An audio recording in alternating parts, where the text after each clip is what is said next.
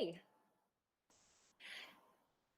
I know some people are still trickling in, but I think we're ready to get started. And I'm waiting for the go-ahead from our live stream guru, June.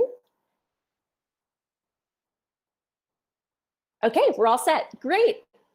Thanks so much for joining us for the second day of our inaugural event. My colleagues, June, Rose, and I, Emma, we initiated Death to Museums as a way to make space for museum and cultural workers to share their work and ideas, especially those early in their careers who find more established conferences inaccessible and gatekeeping. We want to acknowledge that this conference is taking place against the backdrop of ongoing police violence against Black and Brown people, increasing health and wealth disparities, mass layoffs, and furloughs. The museum is a microcosm of the state, and inequity is baked into its core identity. What's evident is that museums don't view change as necessary to their survival, but we, the workers, students, volunteers, unpaid interns, and visitors who keep these institutions afloat demand change. If the museum cannot change, then it must die. This conference highlights work from our emerging museum colleagues, whose voices are often silenced in their own institutions. Our hope is that Death to Museums can become a generative space to discuss and prototype new visions for cultural institutions while offering solidarity and biting critique. This project has received an insane level of support that was unimaginable to us just a month ago. This format is ever evolving, and we're experimenting and we're learning as we go. Death to Museums will occur monthly, so if you have any feedback, please reach out to us at deathtomuseums@gmail.com. We'll also be sending out a survey after the session today, so please complete that and let us know what we can improve on, and we'll be sure to include it in our next iteration.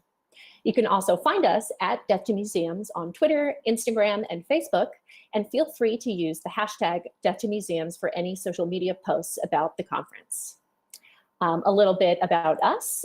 Behind the scenes today is Rose Cannon, who expertly guided the speakers yesterday all day, so round of applause for her efforts. She has a background in early childhood education, and she currently manages marketing and administration for a consortium of Midwest photographers while she looks for employment in museum education. Her work aims to cultivate non-hierarchical alliances between museums, nonprofits, and social service organizations that undermine museum authority and redistribute resources. Also behind the scenes today and yesterday is June An, who is making sure that this live stream is staying afloat. She's fantastic. She's also our very talented graphic designer whose art you've no doubt seen on our social media.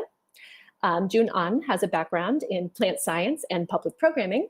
She's currently working as a collections assistant at the Field Museum of Natural History in Chicago and coordinates online programming for the National Public Housing Museum. She'd like to continue rethinking what public programs look like in science museums and how to decolonize botanic gardens. And lastly, I'm Emma Turner Trujillo. I'm a bitter gay Mexican, originally from California. I'm currently the assistant registrar in anthropology at the Field Museum of Natural History, but I want nothing more than to empty the museum and see it burn to ash. I want to dismantle the colonial comforts of museums and turn to community models that support Indigenous knowledge and autonomy. And just a reminder for those who were not with us yesterday, a little bit about how today's sessions will work. We will have 30-minute presentations and then a series of 7-minute lightning round style presentations. After each of the presentations, we will have 10 minutes of Q&A, so please put your questions in the YouTube chat box. We will be collecting them and relaying them to the presenters after they're finished presenting. If we don't get to your questions, again, you can reach out to us at deathtomuseums@gmail.com, and we'll be sure to put you in contact with the presenter. Again, we just want to thank you so much for joining us today on a Sunday. And at this time, we would like to introduce Heather Miller, the Executive Director of the American Indian Center of Chicago, who's graciously agreed to lead us in a land acknowledgement. So I'll turn over to Heather right now. Thanks, Emma. Hi, everyone, and thank you so much for having me today. My name is Heather Miller, and I am an enrolled member of the Wyandotte Nation from Oklahoma and the Executive Director of the American Indian Center here in Chicago. It is really exciting to join you all here today because I truly believe in death to colonized structures, institutions, and ideas. So this subject matter is near and dear to my heart. I'm also here today to do a land acknowledgement, which is a really easy way to start changing the systems of oppression that keep us all from succeeding. So before we do our land acknowledgement, I want to provide a little bit of context and also recognize that land acknowledgements are really complex. Um, this is also a brand new land acknowledgement that I just offered yesterday. And immediately after I did this, I emailed with one of my professor friends, and we started emailing back and forth about these land acknowledgements. So this is even going to change a little bit more after that. But I also want to make a point that land acknowledgements are also a living entity, and that they can change and they can grow, because as we cultural people learn more about our histories as they relate to one another, we have to also take that knowledge in and incorporate that into our own experiences, and especially around land acknowledgements. So it is really important to recognize that this country was founded on genocide and the removal of its first peoples. So by doing land acknowledgements, we're starting to recognize a more truthful history of this country. We're providing healing to the land by speaking to it and saying the names of its caretakers, our Indigenous peoples. A land acknowledgement should always include recognition of the actual land itself and its relationship to Native peoples. It should recognize that we are talking about a specific moment in time, while also providing acknowledgement that Native peoples are still living and thriving.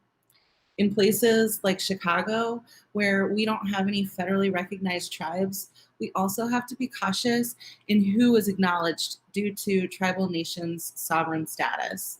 This is really important when we think about all the various treaties that have impacted the way that we now define our relationships with this country. Finally, the land acknowledgement should be a call to action for others to address their relationship with Native peoples and organizations that work on behalf of Native peoples. So after this land acknowledgement, you guys are invited to donate to AIC, just as a way to help make that action presentable, or make an action happen. So with that, here's our land acknowledgement for today. On behalf of myself and all of our conference attendees, I acknowledge and give respect to the land that Chicago now claims. I'm thankful to be sitting in a place that has major waterways that created trading routes and urban lifestyles. Most importantly, I give honor and gratitude to the first people of this area who lived in relationship, cared for, and welcomed others to this area. I recognize the Potawatomi, the Ojibwe, and the Odawa nations as the signers of the Treaty of Chicago. I also recognize that other tribes, including the Ho-Chunk, the Miami, the Menominee, the Illinois Confederacy, and the Peoria peoples maintained relationships with this area as well.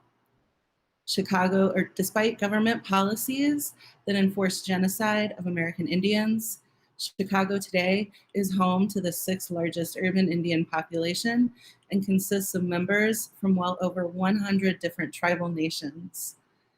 We all continue to live, love, work, play on, and share these lands as our families and relations taught us to. Thank you.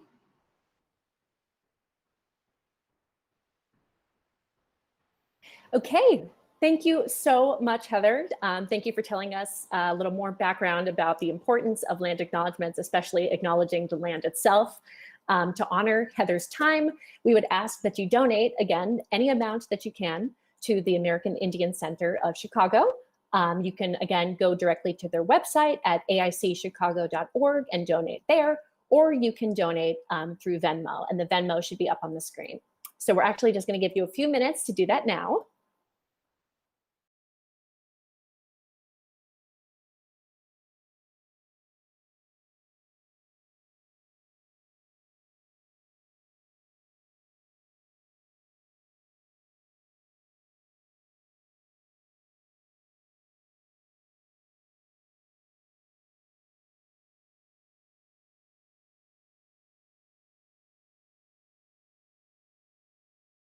Okay, now we're going to start with our first presentation of the day.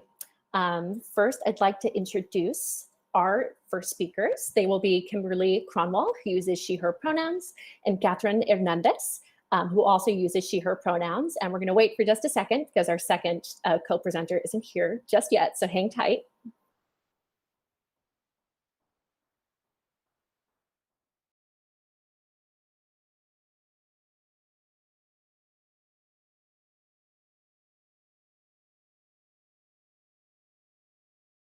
Okay, great. Now we have our second presenter. Okay.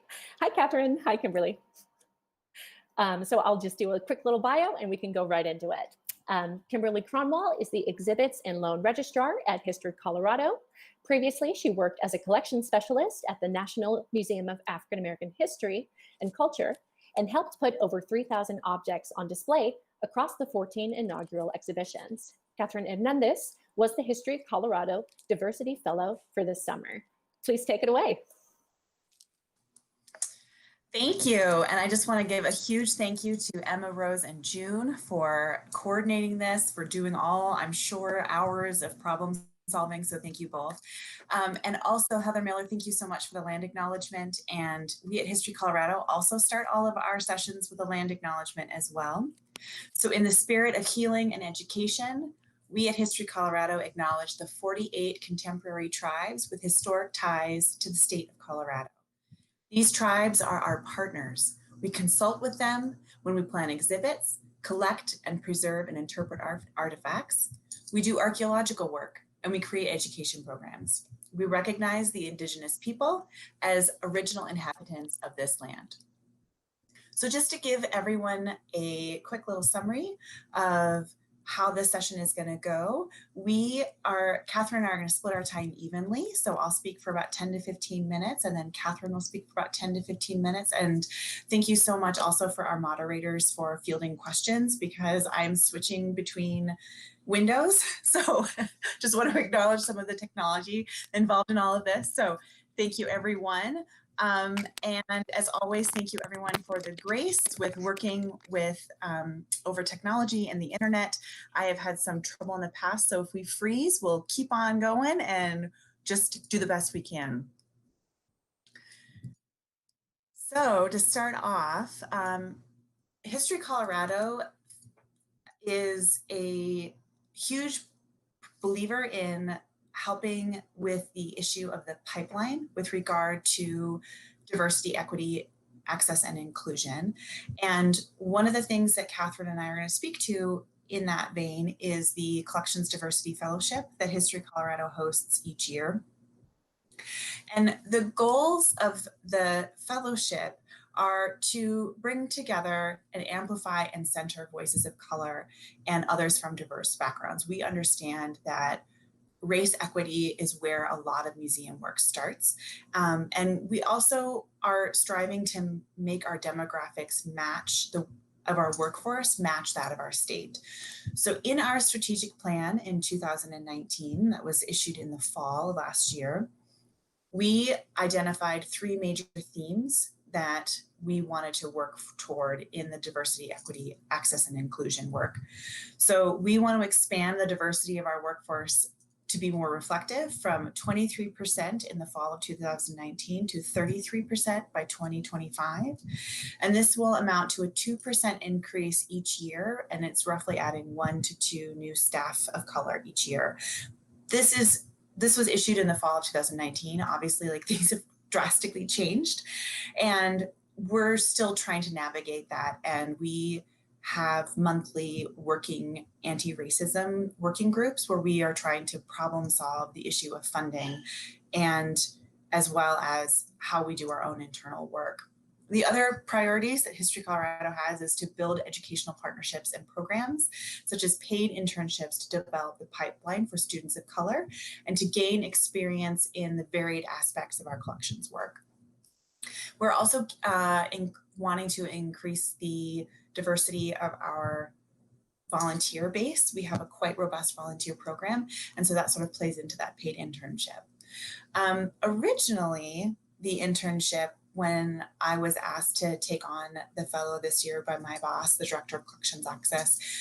This was going to be for several weeks. It was going to run from mid-April through the end of June, and it was going to be for a stipend of $4,500 for about 350 hours of work.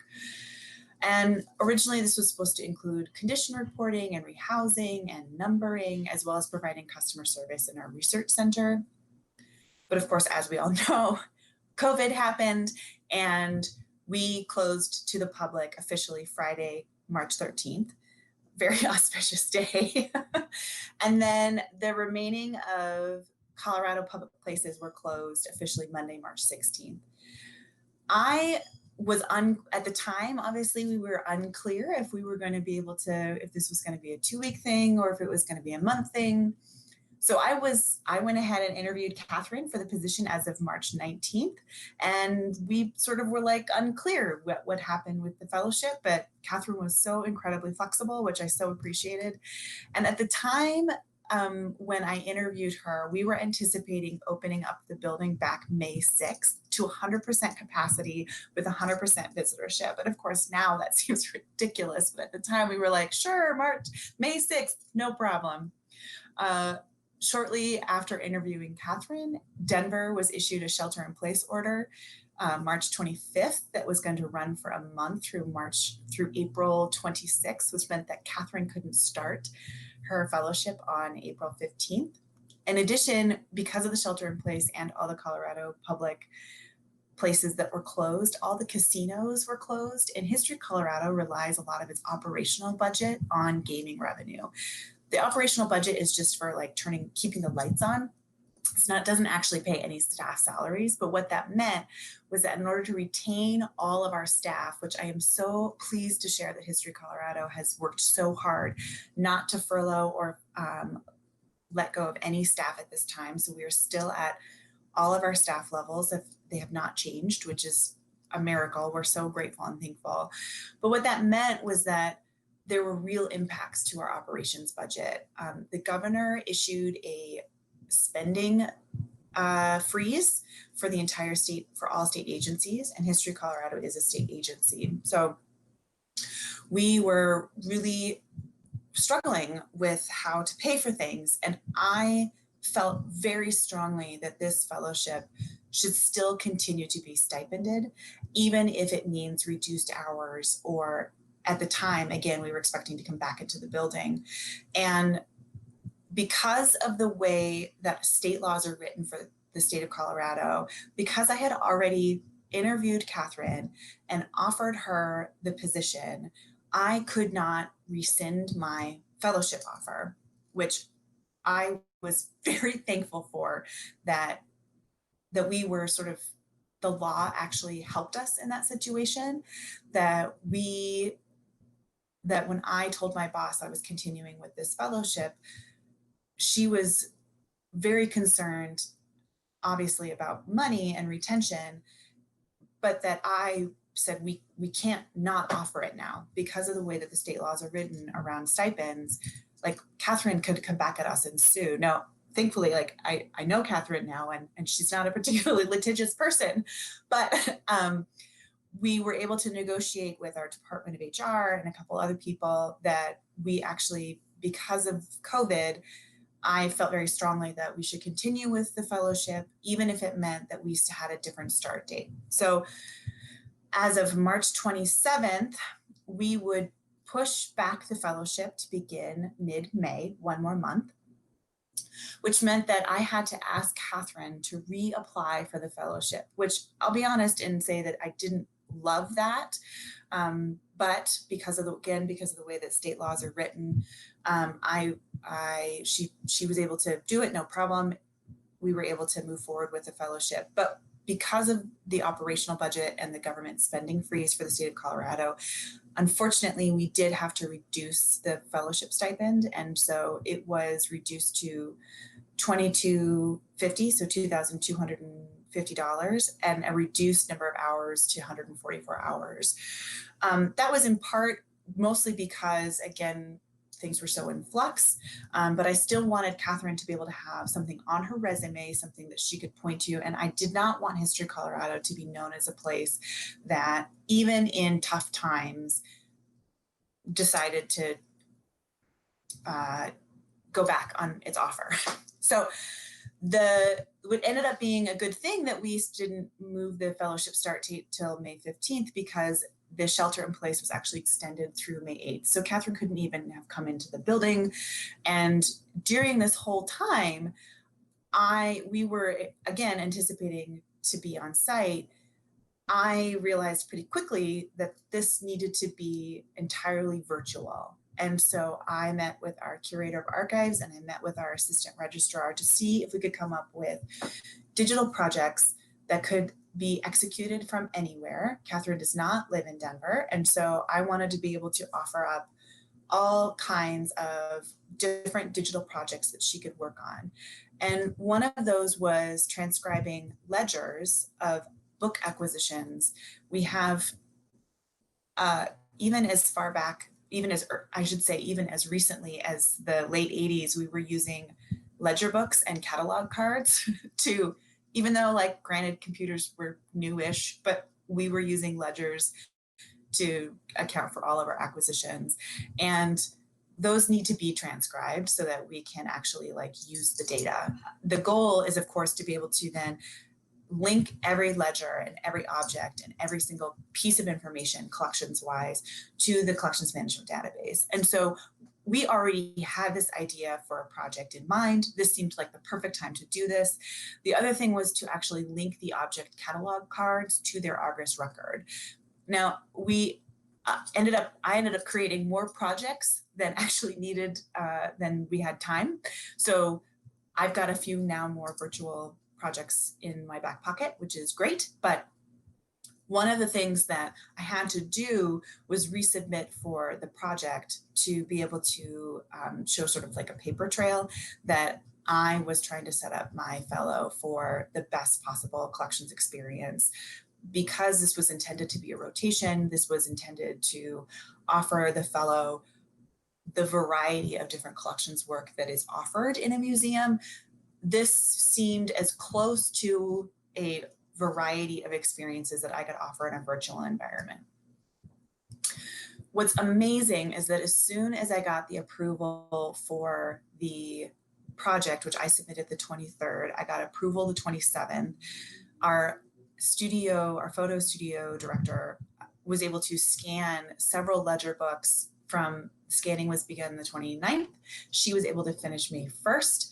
And then because History Colorado had already earmarked the money for my fellow, when the governor put in a complete and total spending freeze, April 30th, we were set to go. And I think my tendency is to front load, and that helps me be able to, like, be prepared for what comes down the road. And I think in this particular situation, as stressed out as we all were, as confused as we all were with what was going to happen with the global pandemic, to be able to then offer this package that was ready to go, that I had approval from everyone, in the one sense, like, the bureaucracy actually helped us, which is sort of crazy to think about, that yes, it was a ton of work to talk to everyone, to have these meetings. I spent hours coming up with new projects and proposals.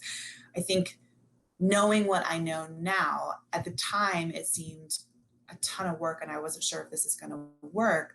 But of course, hindsight being 2020, I'm actually really pleased with the end result and pleased with what Catherine was able to do for us.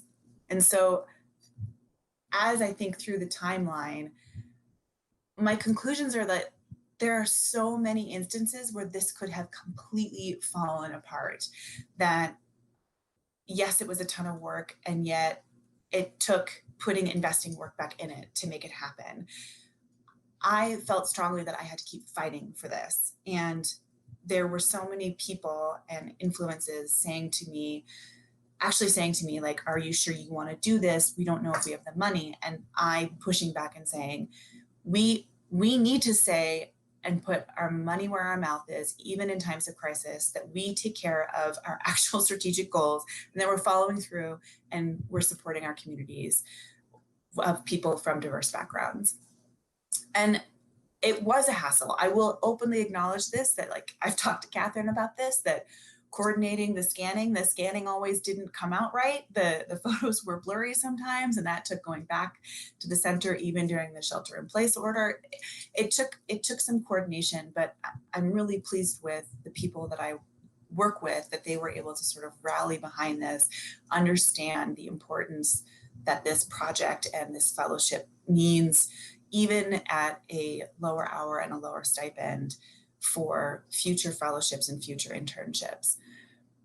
As we transitioned from on-site to virtual, there were some key things that we used that I think were really successful. We use Google Suite at History Colorado, and I would say that it is incredibly helpful, and it really allowed me to be able to share everything with Catherine and be able to upload everything I possibly needed. The other thing that we use, which I highly recommend, is Google Drive file stream. It's actually an extension of your Chrome browser or your regular internet browser.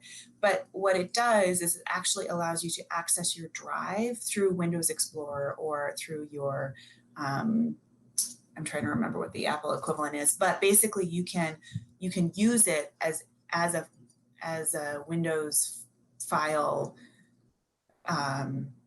through Windows Explorer and your same file window. So that was incredibly helpful. We also had twice weekly check-ins. We didn't always use them. They were just 10 minutes. I would make myself available to Catherine. I added Catherine to all of our staff meetings, our virtual meeting spaces.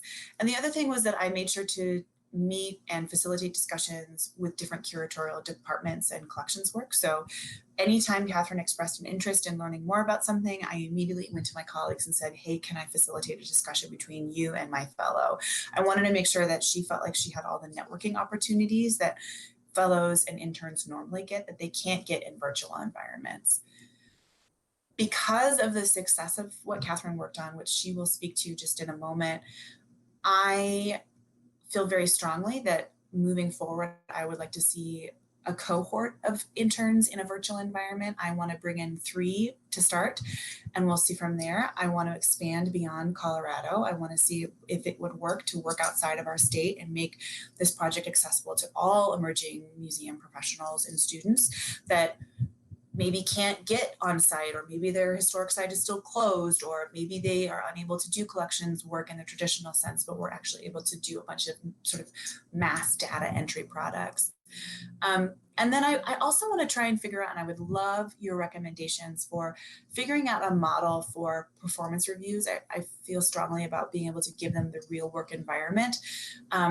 And I want to make my performance reviews not product based, because the virtual environment lends itself better and better toward product based like completion projects, right? Like I want to give them a project that they feel is their own, but I also recognize that because I don't have as much control over their interactions or their day-to-day environment or the way that I see them function in the world, I can't necessarily give them recommendations for working with others, or potential points for challenging you to do better in areas, or offering really excellent critique and response to things well done that isn't product based, because I kind of want to get away from sort of the white supremacist culture attitude that it all is about quantity as opposed to quality. So in an effort to not just talk about the pipeline, but retention, how do I make sure that intern voices are being heard, appreciated, wanted? How do I make sure that fellows feel like this virtual environment is important to the work that we do, that they can bring their whole selves in this virtual environment without fear or without feeling like the challenges of technology keep them from being able to function well and be able to get the work experience they need. So those are sort of questions that I've been wrestling with lately. And of course, I would love to hear any observations or recommendations that you have in the future. I will now switch it over to Catherine and let you take it from here.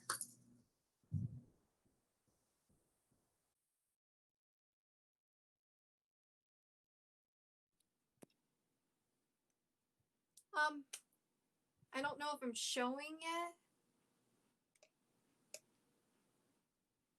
You're good. Wait, just want to make sure. Sorry. Hello, everyone. It's nice to meet you virtually. I was the intern for the first ever digital internship at History Colorado, which is also pretty exciting to say. So one of the things was that important part about me is that I'm actually a Johns Hopkins University student in their graduate program for museum studies. An important part about their internship is that it's actually 100% online as well. So it definitely made the transition to this digital internship a lot easier as well. So the reason why I decided to pursue a master's program was because in the spring of 2019, I graduated with a Bachelor of Arts in History from Montana State University. And Montana State University has this amazing local museum called the Museum of the Rockies. I pretty much volunteered there. I worked there. I worked at their front desk. I worked at their living history farm. I just loved everything about the museum, and I knew that I wanted to work in a museum. So the reason why I applied for an online graduate program was because also part of me didn't want to just go to school 24/7 again. I want to also get that hands-on experience. I want to actually experience the museum. I want to be in the field. However, I know that probably a lot of you guys actually experience this as well, but it's actually hard to get a museum position as well. So I applied for so many museum positions in Colorado. I know it's super competitive here as well, just because there's such a great group of museum professionals that live here as well. I know there's even museum professional Facebook pages dedicated just to museum professionals in Colorado. So one of the things I did was actually get a volunteer position at the Denver Museum of Nature and Science in their collections, which it was great to be able to work in their collections as well. But because I was working through an online program, I also needed to work a part-time job as well. So it was hard to work, go to school, and also volunteer. So I definitely kept my eye on internships. I did apply for a couple other options for the summer, but the History Colorado one, actually was pretty much brought my way through an email. I actually had to interview a museum professional for one of my college classes. Her name was Marissa Volpe, and she works at History Colorado in their engagement department. And she suggested, "Hey, Catherine, you just seem like this internship would be perfect for you." And so she pretty much emailed me the details. And to be truthful, I wasn't quite sure I felt qualified for it, especially after all the previous rejections from museum positions. I wasn't sure that I would actually be able to get this type of internship, even, especially because the fact that it was paid before as well, would have been really great. So I applied. Kimberly contacted me. I was like, "Oh yeah, this is great." Of course, that's when the pandemic did start, though. So we did our interview over the phone. So I was also super nervous as well, just because I couldn't virtually, like, face to face meet her. And so once, like, the pandemic kind of got worse, because as Days mentioned, they thought they were going to open May 6th. But when things were realized, like, hey, the museum may be closed for a bit, I was told that the internship may be canceled entirely. And I kind of felt heartbroken again, because I thought this internship was like my way to be included in the museum. After rejection, I kind of felt like I was being kicked to the curb and couldn't really be part of the museum field, and that the museum field wasn't for me.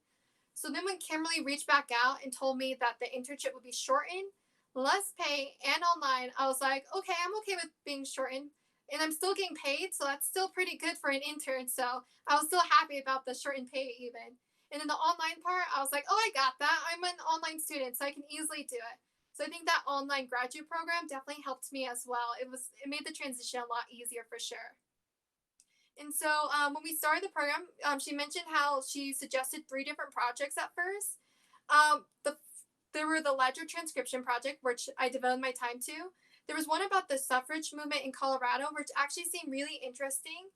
And to be honest, that second one, I was actually totally planning on doing the entire time, just because I actually love learning about women's history, and I just thought it would be really interesting. However, I also knew that it might be tedious to work on something for an entire 144 hours, just one project. So I was like, oh, I'll start with this ledger transcription one. And it turned out I fell in love with it, though.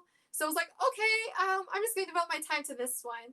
Because the cool thing about it was that they did scan these ledgers. So I was able to just access these ledgers from my Google Docs, which was extremely amazing. And another thing Kimberly suggested to make the transcription a little bit easier was to download the Google picture of the ledger into a PDF document. So I was able to do the PDF document and then have a different window where I would type into a Google spreadsheet, which was very helpful as well. And so also I loved about the ledger transcription was because I was able to look up and like get a pretty much learn so much about Colorado history just from the ledgers as well, which was extremely exciting. And also the reason why I like the ledger transcription was because it actually helped me with two different types of skills as well. One was actually the Google Excel spreadsheets, which, to be honest, as a history undergrad, I never actually had to use Excel, Google spreadsheets, or any of that. I probably only ever used Excel once in elementary school. So that was like a really important skill that I was happy to learn. Like Kimberly actually sent me even like a Google Docs of like even tips on how to be faster with Google spreadsheets, and it was just extremely helpful as well. So it was cool to like learn a new skill that way. The other one was cursive. I know a lot of time people in the museum field have to like read cursive, read these old documents even with cursive. But my generation is definitely the generation that only had like a year in elementary school to learn how to read cursive. So it was a bit of a struggle my first week as well. And a suggestion for that from Kimberly was to actually just type in to Google like what I thought the spelling was, so that way I can get like the correct spelling.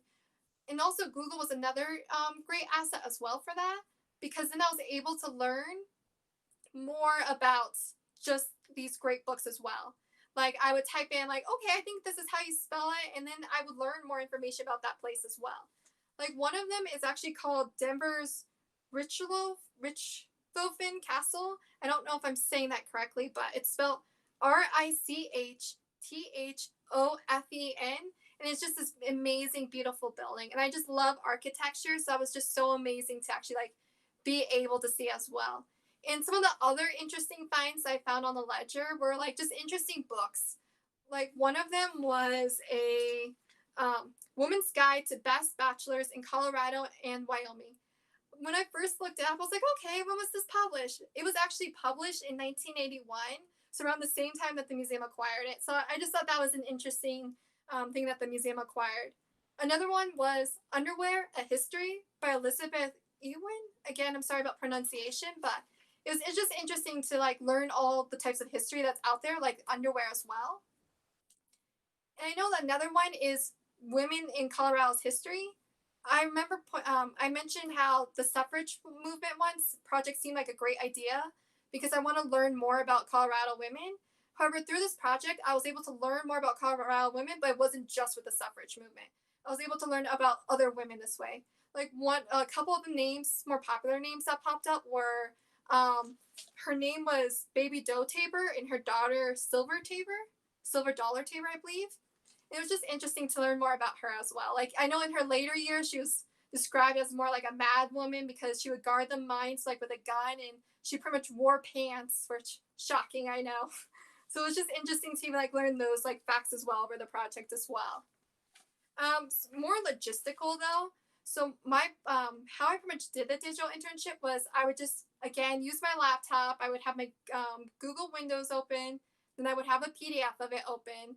For my workspace, my family also works from home at the moment, so I couldn't really like share the desk with them. So some days I just worked from my bed, and I just had this. I have like a desk bed thing, so I was able to work from my bed some days. Some days it was from my kitchen table. And I know sometimes my internet can be a little bit goofy. So I know my phone actually works better for Google Meets. So I even have like my phone set up onto a tripod to help with the Google Meets conversations as well. So that's part of one of the logistics for it as well. And so towards the end of the internship, we discussed the pros and the cons of kind of like a digital internship, because I know that it is different than the traditional route of being in person. So Kimberly and I kind of discussed that. And she even mentioned how the key one was networking, because I remember how as like a volunteer at the Denver Museum of Nature and Science, I would actually eat lunch with fellow volunteers. Like it's kind of like that bonding experience. However, Kimberly did mention that she actually worked with that and she realized that. So she did have me set up Google Meets with other people in the museum as well, which I thought was extremely amazing of her. So I really appreciate that as well. And the other thing was,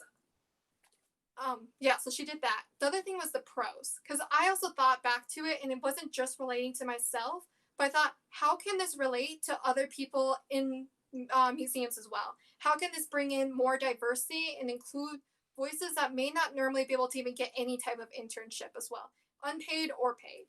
And so the three things that I thought of were distance, family obligation, and financial obligations as well. Because part of my graduate program is that sometimes people have full-time jobs while going to school as well.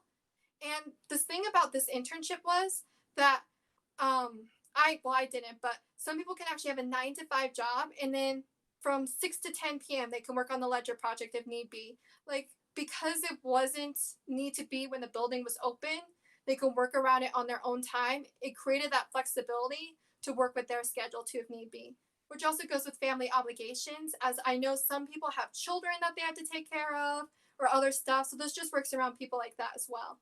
And that's why the third point is distance. Kimberly did mention that I'm not from Denver, even though History Colorado is in Denver. I live outside of Denver in a small town in the country called Lochbuie, which it's growing now, so it's no longer a small town, but it's still within like an hour drive there. And my parents actually work in Denver, so my plan was just to carpool with them, which I would have been extremely fortunate that they would have been able to help me in that way. But some people don't have that opportunity. They may not even have a car. They may have to share a car with a family member. So there's all these other situations out there that limit their abilities to like even get an internship as well. So I know that with it being digital, they can also just work from home too, because sometimes working from home could also benefit them to gain this experience too. Especially since, again, the networking wasn't diminished by being online, since Kimberly kind of worked around that, which was really great of her. I'm extremely fortunate again. And thank you guys for hosting us today as well.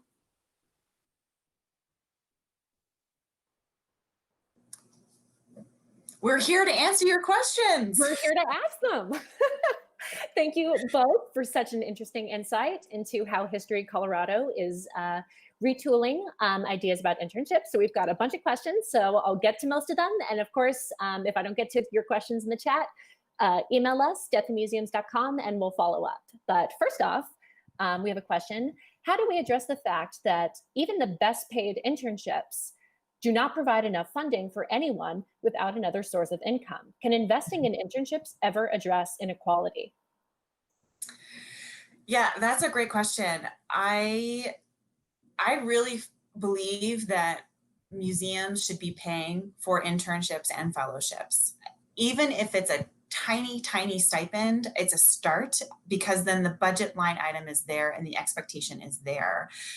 Right now, I think it's a challenge, right? Obviously, because of like global pandemic. But one of the things that my boss really believed in was making sure to include a budget line item for fellowships and internships. And we have an opportunity as a state agency to do work study as well, which means it's half, the university pays for half and History Colorado pays for half. So that's one way of getting around it. But I totally agree that you can't have an internship and fellowship without another source of income. And I am not an economist, I will say, and I don't know how to resolve that issue, especially since I also think that these shouldn't be grant funded, that this should be a regular part of one's budget. Like this shouldn't be a special project. These issues of retention, it's not just about the pipeline and opening up the doors, it's about retention. And how do I, as an supervisor, make sure that I'm not just saying to my interns, like, I so appreciate your work. Thank you so much. Tell me more about yourself. Like, let's have a dialogue. Like, your work matters. Here's the money to prove it. I struggle with that as well. And especially since our operations budget got completely cut. Now, that does mean that our staff gets to stick around, but that means that this next year, unless it's grant funded, there is no money for another diversity fellowship. I don't know how to resolve that. Yeah, excellent answer. I think we have a few more questions about the internship specifically. So I think this one might be for Catherine. Curious if Johns Hopkins Museum Studies students need to pay for the credit for their internships. That is the way with NYU Muse Studies, paying to be unpaid in case the field wasn't inaccessible enough. Same at GW. Yeah. To be honest, you actually do have to pay for like the internship credits as well. But to be honest, I decided not to go that route. I decided not to get credit for my class for the internship, and I decided just to work the internship as well. So Awesome. I know I decided to do the route, kind of different from other people, but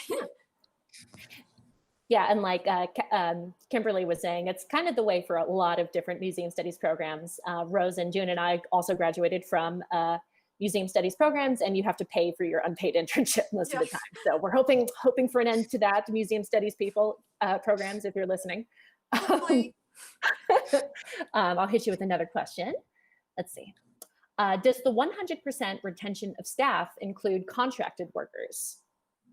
Unfortunately not. The contractors most of them were cut. There's an exception to that because like we've had to have some serious HVAC overhaul of our collections system. And so we have to hire contractors to help us, keep our building HVAC system working.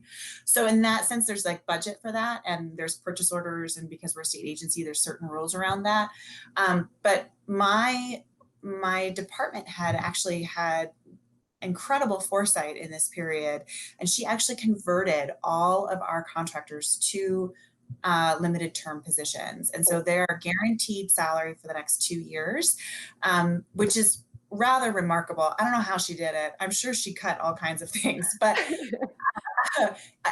I have to say that I have been pleasantly surprised by some of the decisions by History Colorado's leadership in terms of retention. The other thing is, if we have to get furloughed, if the state comes back and says we need to get furloughed, our director has said that no one with a salary less than $500,000 is going to get furloughed, Wow. which is again remarkable. And it's hard to weigh that cost analysis. On the one hand, I can't pay my interns, but on the other hand, like I have a job, which allows me to then bring up more interns. It's a weird world we live in. It's a balancing act, it seems like. I'll hit you with another one. How do you think lone-standing nonprofit museums, as in not associated with states, can really take this fight to the board about paid internships/fellowships? Another great question.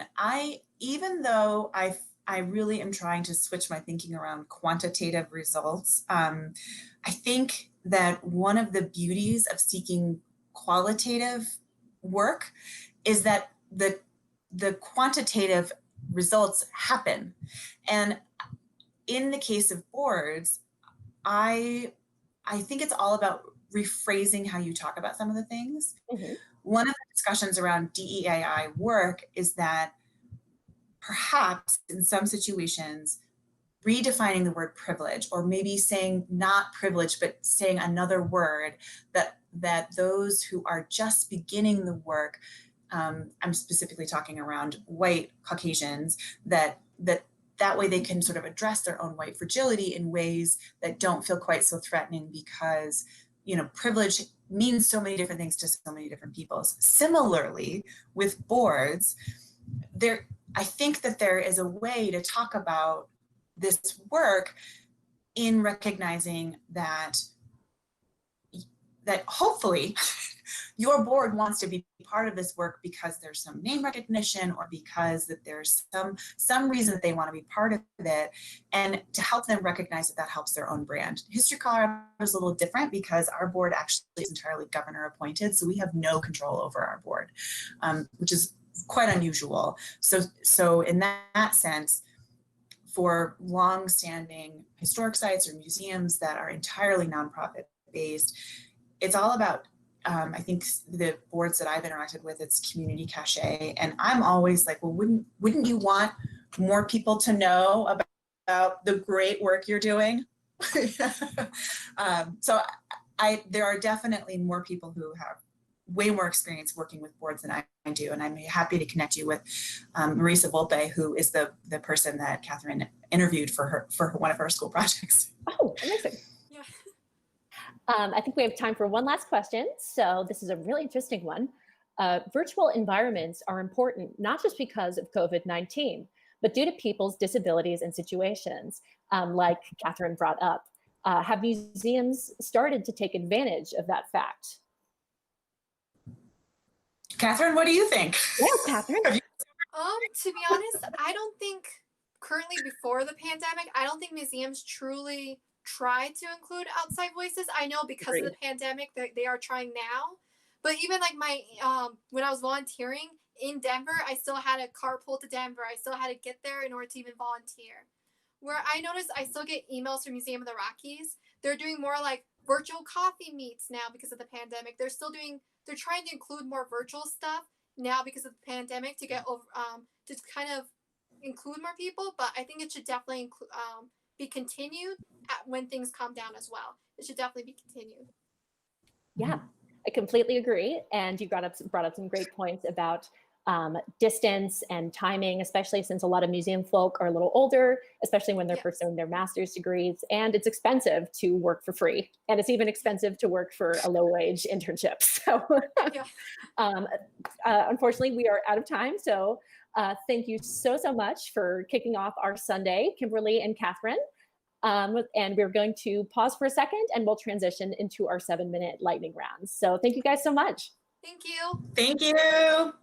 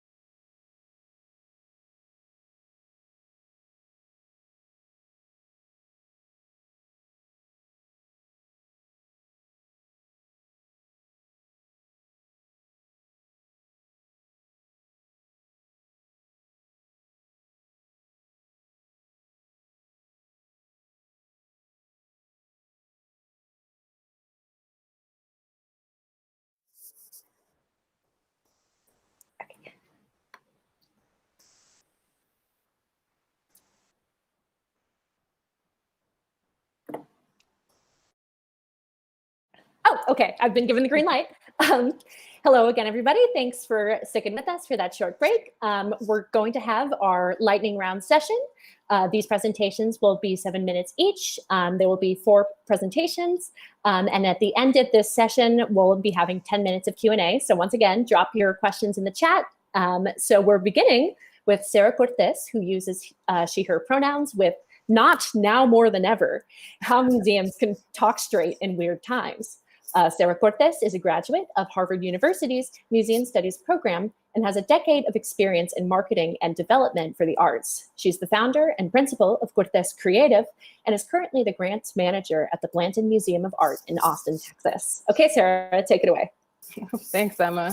Let me pull up my slides here so we can get started.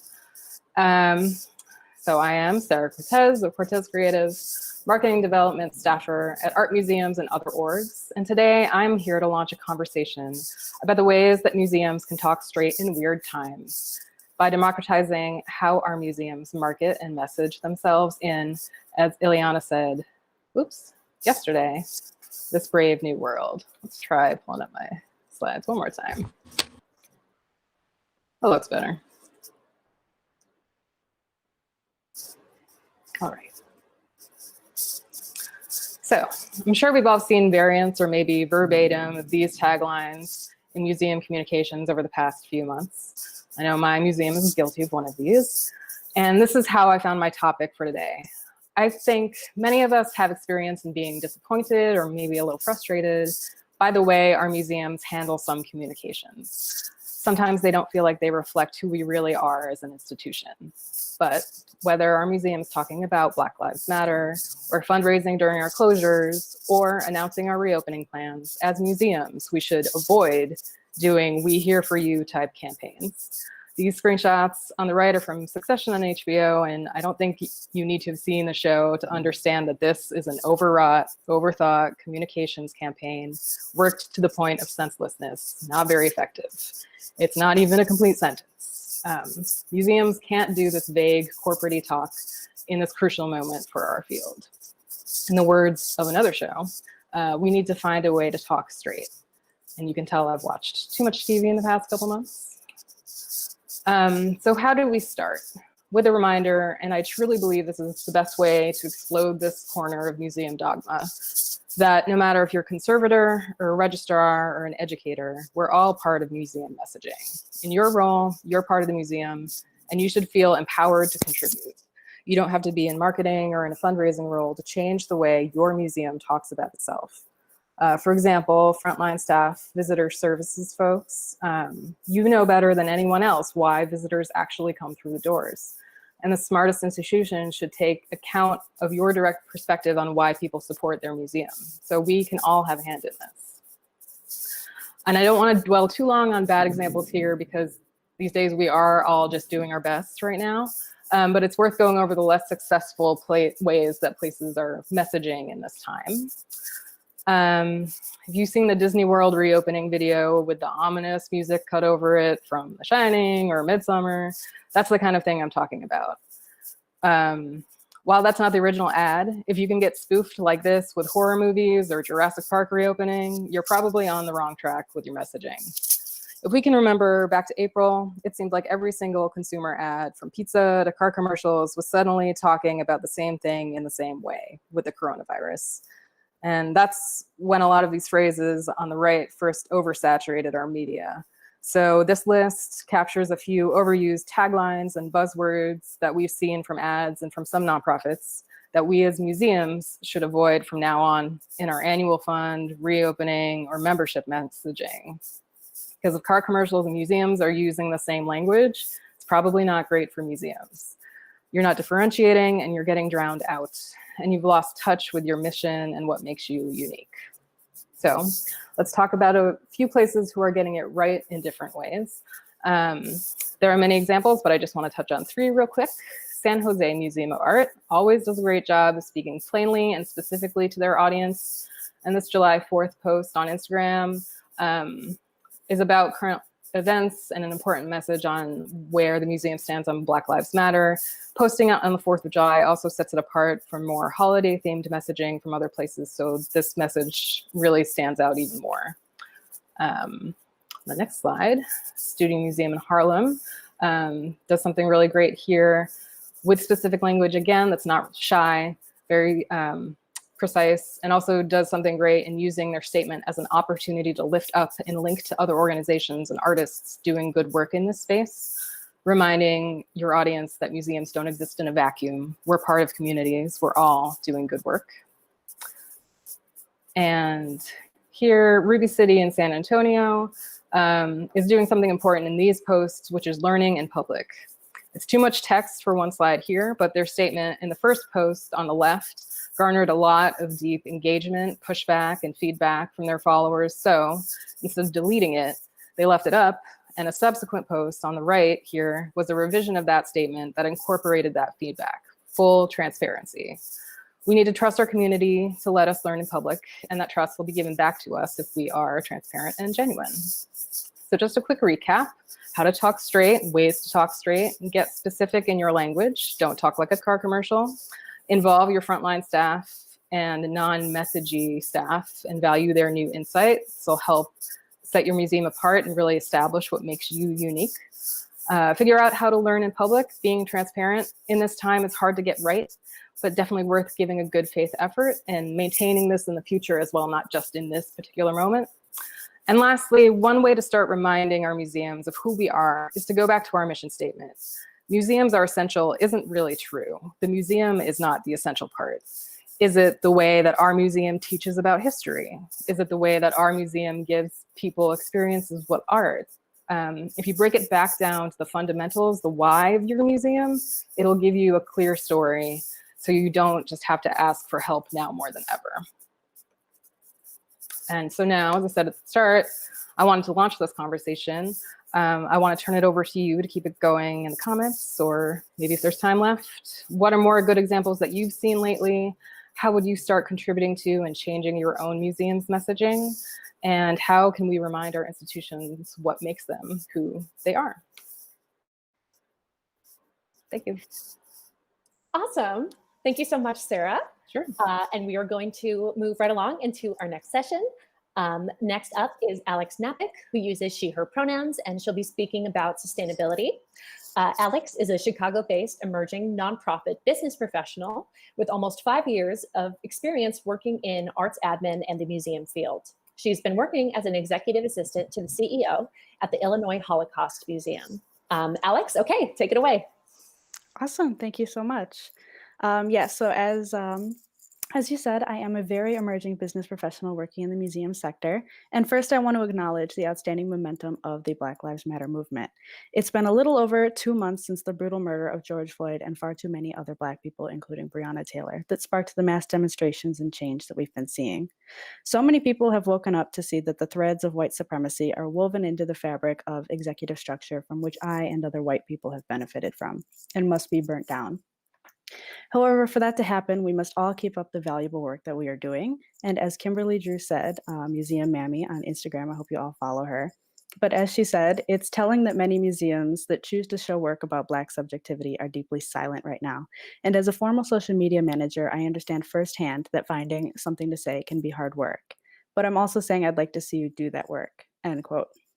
And that's what it's really about. It's being serious enough to do the work and doing the work in a way that makes lasting change.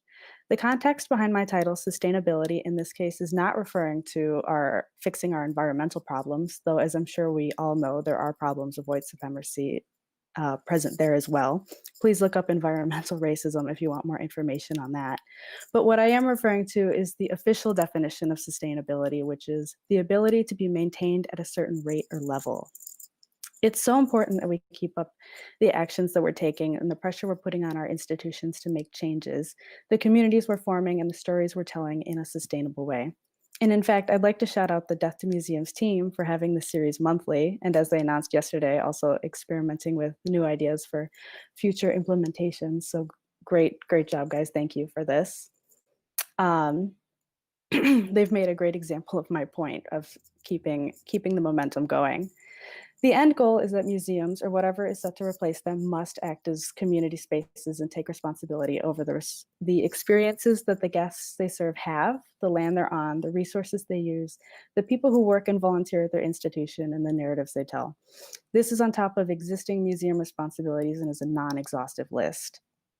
To be frank, this should be a responsibility of all nonprofits and even all companies across the world. And honestly, if a business is running ethically, the line between a for-profit business and a nonprofit business would be less stark than it is now. But with that being said, we must think about the longevity of these changes. With all that in mind, I did want to touch on one issue in particular, near and dear to me. I have a bit of experience with governance at a few separate institutions, and governance structure is different at every museum, but there are a couple of factors that carry over from one to another. Boards, from what I have seen, and let me remind you, I am a museum newbie involved with business more than education, but from what I've seen, they're almost always 95% white, 75% men, and almost 100% should likely be classified as donors instead of directors or trustees. So let me share a little anecdote for visualization purposes. At an architectural site in the suburbs that I used to work at, it was suggested that they establish their own board of directors to help with green lighting some of the decisions they needed for projects and that kind of thing. The parent company said okay, but only if it consisted of the big names in Chicago, not even people nearby. As if other people besides rich people with notoriety have enough apprehension about visiting art museums. This move, which so many institutions make, really represents what the museum cares about at their core instead of their front-facing values. The only thing helpful about an entire board of high-ranking officials in the banking industry is fundraising, which is important, but not enough to make up the entire board. And quite frankly, it's insulting to other departments and aspects of the museum. Boards hurt the institution if some of their members have only self-serving interests, like taking up the education department's time, boosting their own collection, or getting private tours and meet and greets for their families, even if they didn't contribute at all to the project. Board of Directors members should include neighbors and community leaders, and in the end, be a diverse pool of people and talents and not big-named capitalists. I implore you, to ask your leadership at your institution about their board of directors, and if you're in a position to do so, introduce your leaders to some local names, and even if it necessarily isn't your job. Board members should have term limits for ethical reasons. Therefore, institutions should be consistently looking for new members. But at the end of the day, it must be more than our wonderful museum educators speaking up for decolonization. And please note that I also haven't had the time to explore other board issues such as transparency, language in the bylaws, give-get expectations of board members that kind of limits accessibility, though in my experience, this is more flexible than people believe and is purely used as a deterrent. But this is amongst other issues. Getting a good group together is the first step. And if after a hearty effort, boards still don't reflect the demands of the people who are at the organization daily, unlike the members themselves, burn them down. And following Dr. Moore's amazing presentation yesterday, I am very much interested in learning more about distributed leadership and the sustainability of destroying the board entirely. I was sent into a crazy Google deep dive yesterday, but for legality and organizational structure reasons, I know that many are hesitant to take the first leap. We must get more board members open to changes at the table. But again, sustainability is for more than combating climate change. It's for maintaining momentum and combating racism, outdated leadership structures, mistreatment of staff, a misrepresentation of history, and so much more. So please keep it in your head throughout the rest of the conference and even rewatch previous presentations thinking about it. I know I will be doing that. But to wrap, I honestly could have done a 7-minute spoken word poem on every issue that the museum sector needs to deal with and gone over time. But with the alternative I went with, I hope to have shown a little bit of light on at least one issue to think about. And to all of you, particularly the recovering museum professionals, take care of yourselves first so we can avoid burning out. It's people and stories over institutions always. So thank you, and don't hesitate to ask me questions. I might be able to be in the chat after our Q&A section. Thank you. Alex, you spoke directly to my heart. highly encourage everyone to look up board of directors and who they are and where they give money to in your favorite museums. Moving right along, and again, we do want to reiterate that all these questions that you're asking in the chat will be answered after all of our 7-minute presentations are over. So we're hoping our speakers will stay on. So don't go anywhere after you've presented. But moving right along, we have joining us Elaine Cedric Camilling, who uses he, him pronouns. And his talk is called The Educational Turn in a New Normal of University Art Spaces in Metro Manila, Philippines. Elaine is an arts manager, educator, and writer. He's currently pursuing his MA in curatorial studies at the University of the Philippines.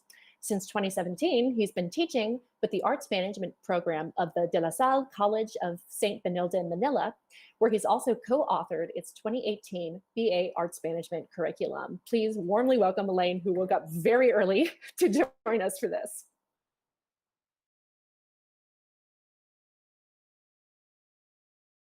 Elaine, you're muted. Okay, hello. Hi, can you Great. hear me now? Yes. Right. All right, thank you very much. I'm presenting my screen now.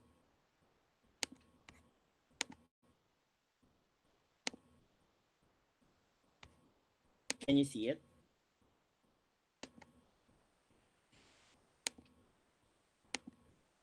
Hello? We can't see it yet. We can't see it yet. Uh,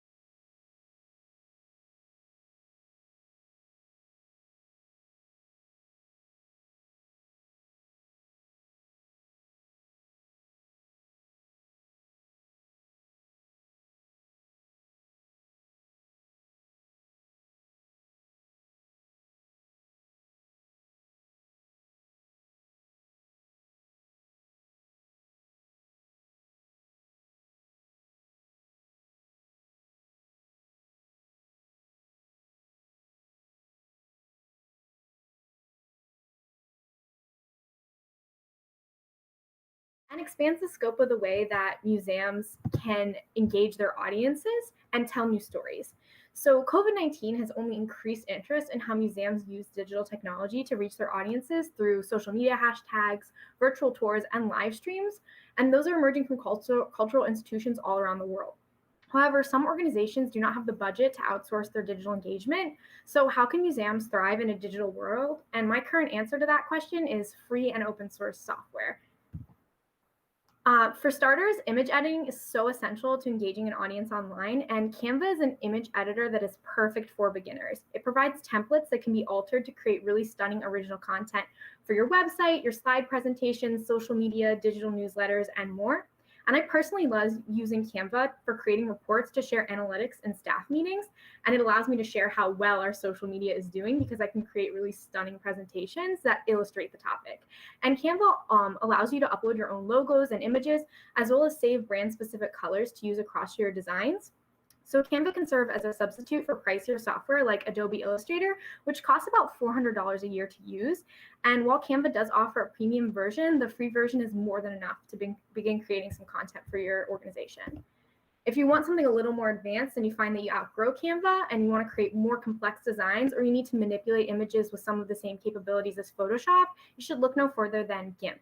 GIMP is a 100% free open source design software and image editor that has actually been around for 24 years. And GIMP can be confusing to learn at first, so I suggest you try Canva first to kind of learn how image editing works, and then jump into GIMP. And I personally use GIMP to adjust colors and brightness in photographs that I want to share online. For video production, which is really, really big in the industry right now, and if you want to engage your audience with video, Shotcut is a great free open source video production software. It's comparable to programs you might have heard of like Adobe Premiere, which is about $400 a year to use, or Final Cut Pro, which costs $300 and you have to have a Mac computer to use it. But Shotcut works on any type of computer. Shotcut also allows you to put text on your videos so you can create captions or descriptions, which I find makes your content way more accessible and easy to understand, especially when you're creating tutorials or you're trying to explain certain topics that might need a little bit more explanation. And I personally use Shotcut to create zoom and pan slideshows of historical photos. I think it's really effective for that. For podcast production, podcasts are becoming super popular in the museum community, with major museums and museum professionals alike launching their very own podcasts. Like, it seems like a new one comes out every day. And there is no reason podcasts can't be used by museums that have a low budget, because you can completely create them in-house. So if you have, a computer or phone with a microphone, you can make a podcast. Audacity is a free open source software that you can use to record and edit audio or music to create the perfect podcast. And when your podcast is ready to be published, you can launch it 100% for free on anchor.fm. And once it is accepted, it will be available on Apple Podcasts and Spotify through this service. Or you can make your podcast experience even easier, and you can actually record directly in the Anchor app, though this does make editing a little more difficult than using Audacity. Now that you have all this funky free software installed, you need to know how to use it and how to put content into it. So one of the easiest ways to get free content is to search online, and finding awesome copyright-free images can be difficult, but Unsplash makes it easy. Thousands of photographers share their content on Unsplash for anyone to use. It's part of a campaign to make a lot of open source content, and it's totally free, unless of course you want to leave a tip for a really good photographer whose content you like. Vectors are another really cool visual. They're awesome computer graphics that give you a clean look to your most basic videos or image files. They can even spice up a Word document or a PowerPoint. And Font Awesome is home to more than 1,500 vectors that you can download and use in your projects. And my favorite part is all the symbols related to accessibility they offer. So if you want to explain accessibility at your site or online, you can use those symbols too.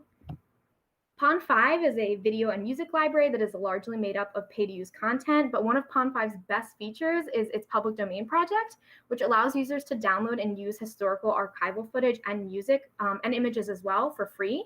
The collection includes footage of events like the March on Washington and President Nixon's resignation, as well as some of the space race content from the 60s, which is really, really cool and can be super useful for telling engaging stories through video.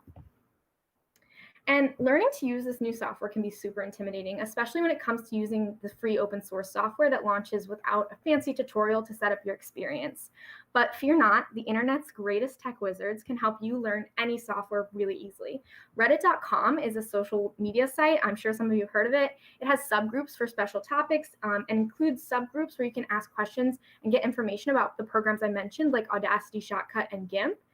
And another great place to find tutorials on open source software is YouTube, where dozens of creators share how they use these programs to create content for their businesses or for themselves. And this presentation is not an exhaustive list of the free resources out there, but rather I mean for it to serve as an inspiration for you to start exploring the free alternatives available online and to learn some new skills that can help you sell yourself as a professional in the industry. So I hope you use this as an impetus to go explore your options. I believe that digital engagement has the power to increase a museum's diversity, accessibility, and reach, which is why I'm so passionate about making digital content production accessible to all museums, no matter their budget. And if you have any questions about free software, public domain content, digital engagement, social media, or anything related to that, please feel free to reach out to me. I love to nerd out about this kind of stuff, and you can find me on LinkedIn, Twitter, or you can even just shoot me an email to this email. So thank you guys for your time, and I hope you choose to try some of these software out and try them in your organization.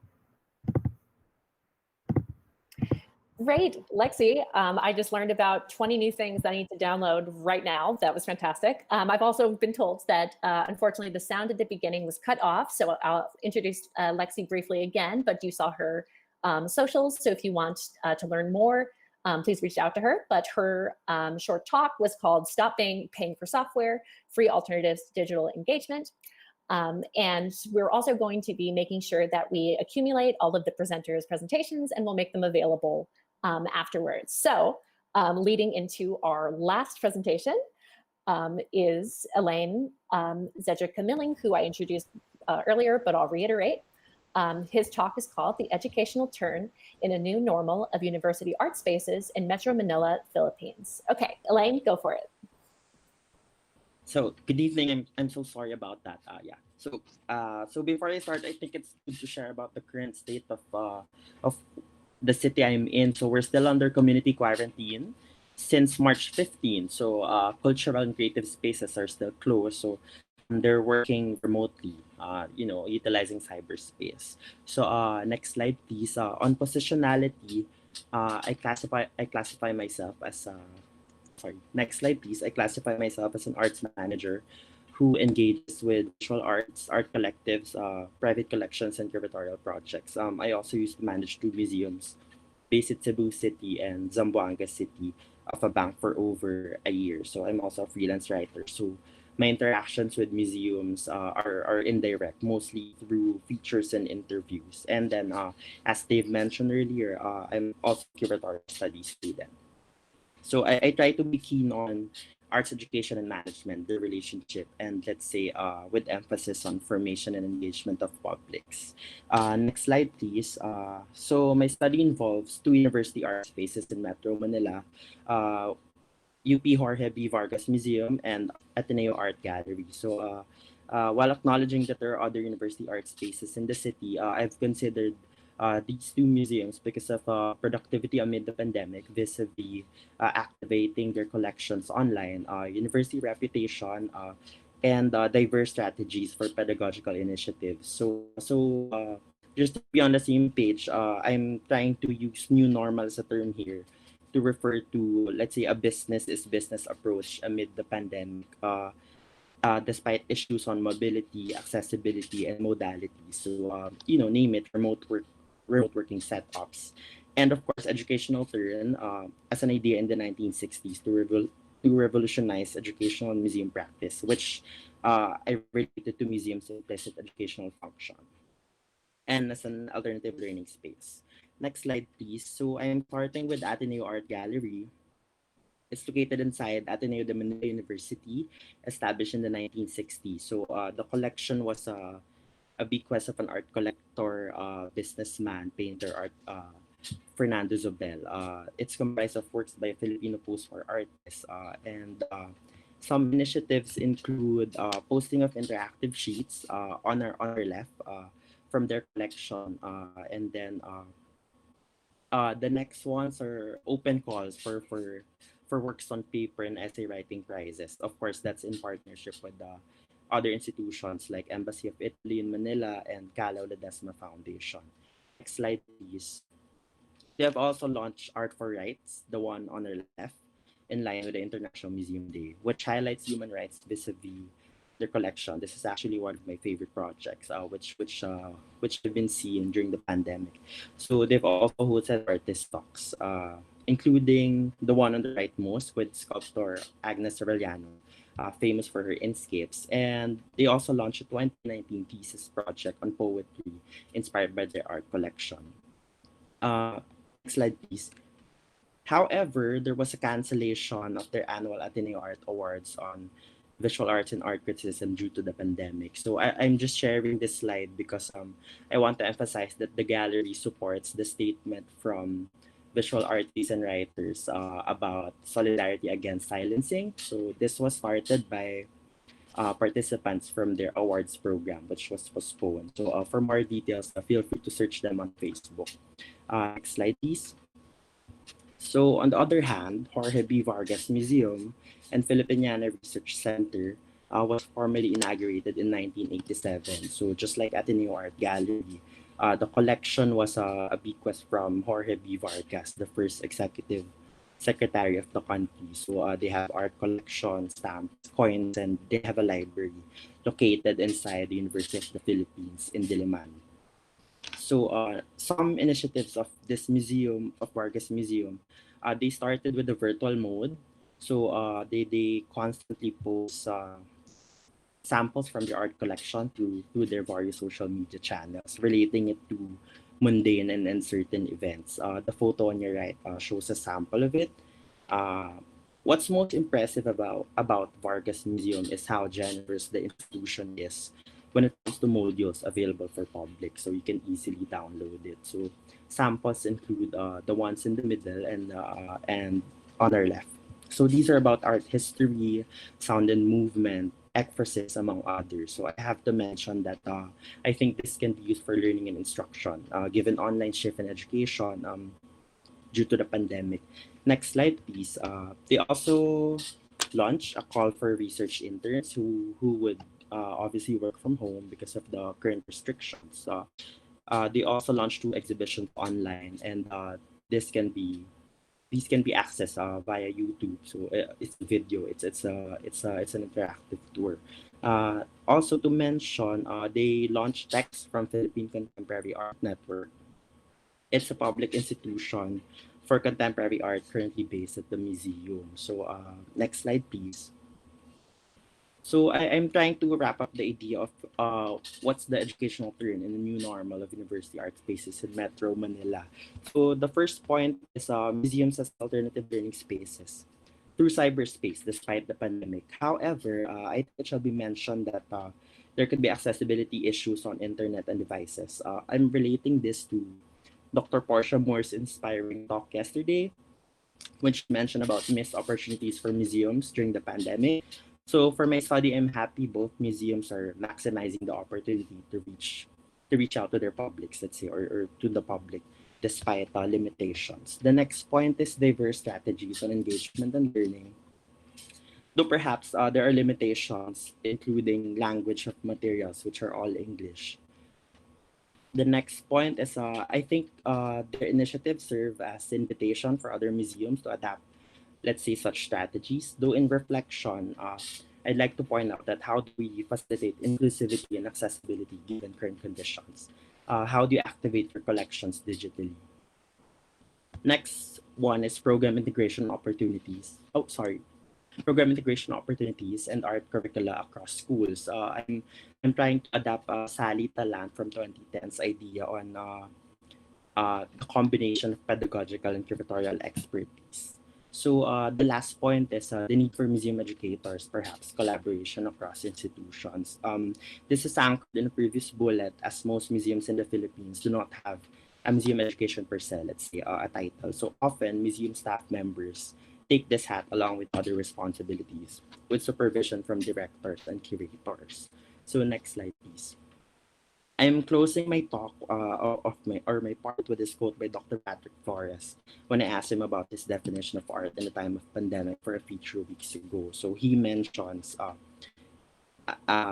crisis is a critical condition, an emergency, an opportunity, and I hope this crisis, in a way, becomes an opportunity for us, or let's say, in the industries that we work with, into something more productive, and we will continue to strive. I think that's all from my part, and thank you very much to the organizers. I'm sorry for the inconvenience on the technical problems earlier. Don't apologize. Thank you so much for that talk. Thank you. We're Thank just you. glad that you could make it. And if I could ask all Thank of the you. presenters to unmute themselves and get on screen. Unfortunately, to keep it moving, we only have really time for one pointed question. But to everyone who asked questions in the chat, don't worry, we'll email your questions and follow up with the presenters. You'll get your answers, I promise.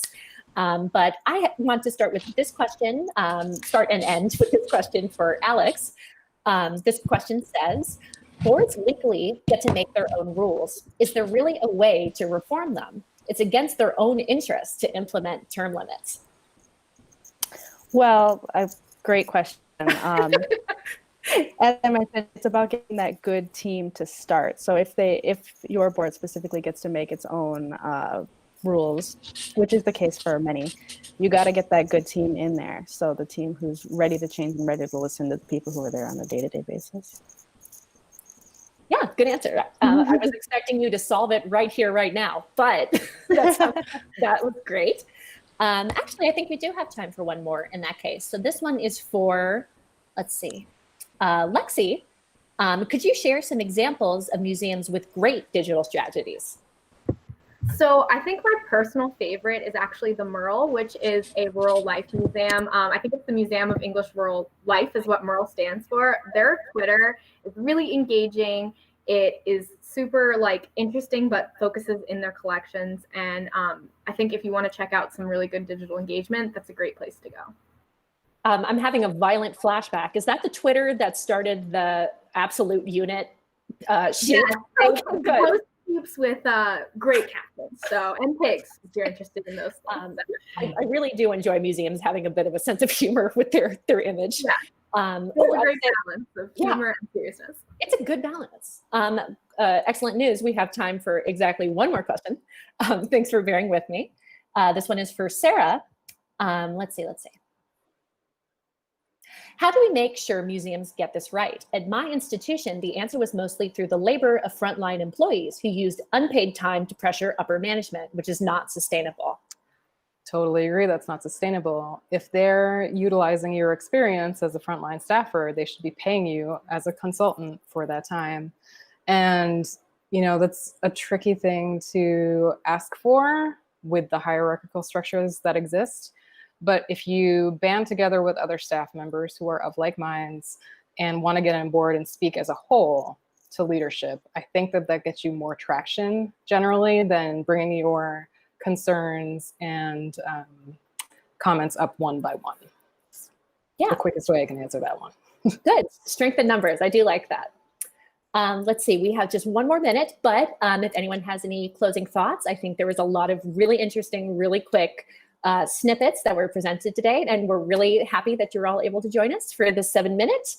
So unless anyone has some concluding thoughts, we will say thank you and go ahead and enjoy the live stream to our presenters. So thanks so much for joining. We will head to our next presentation after a brief pause.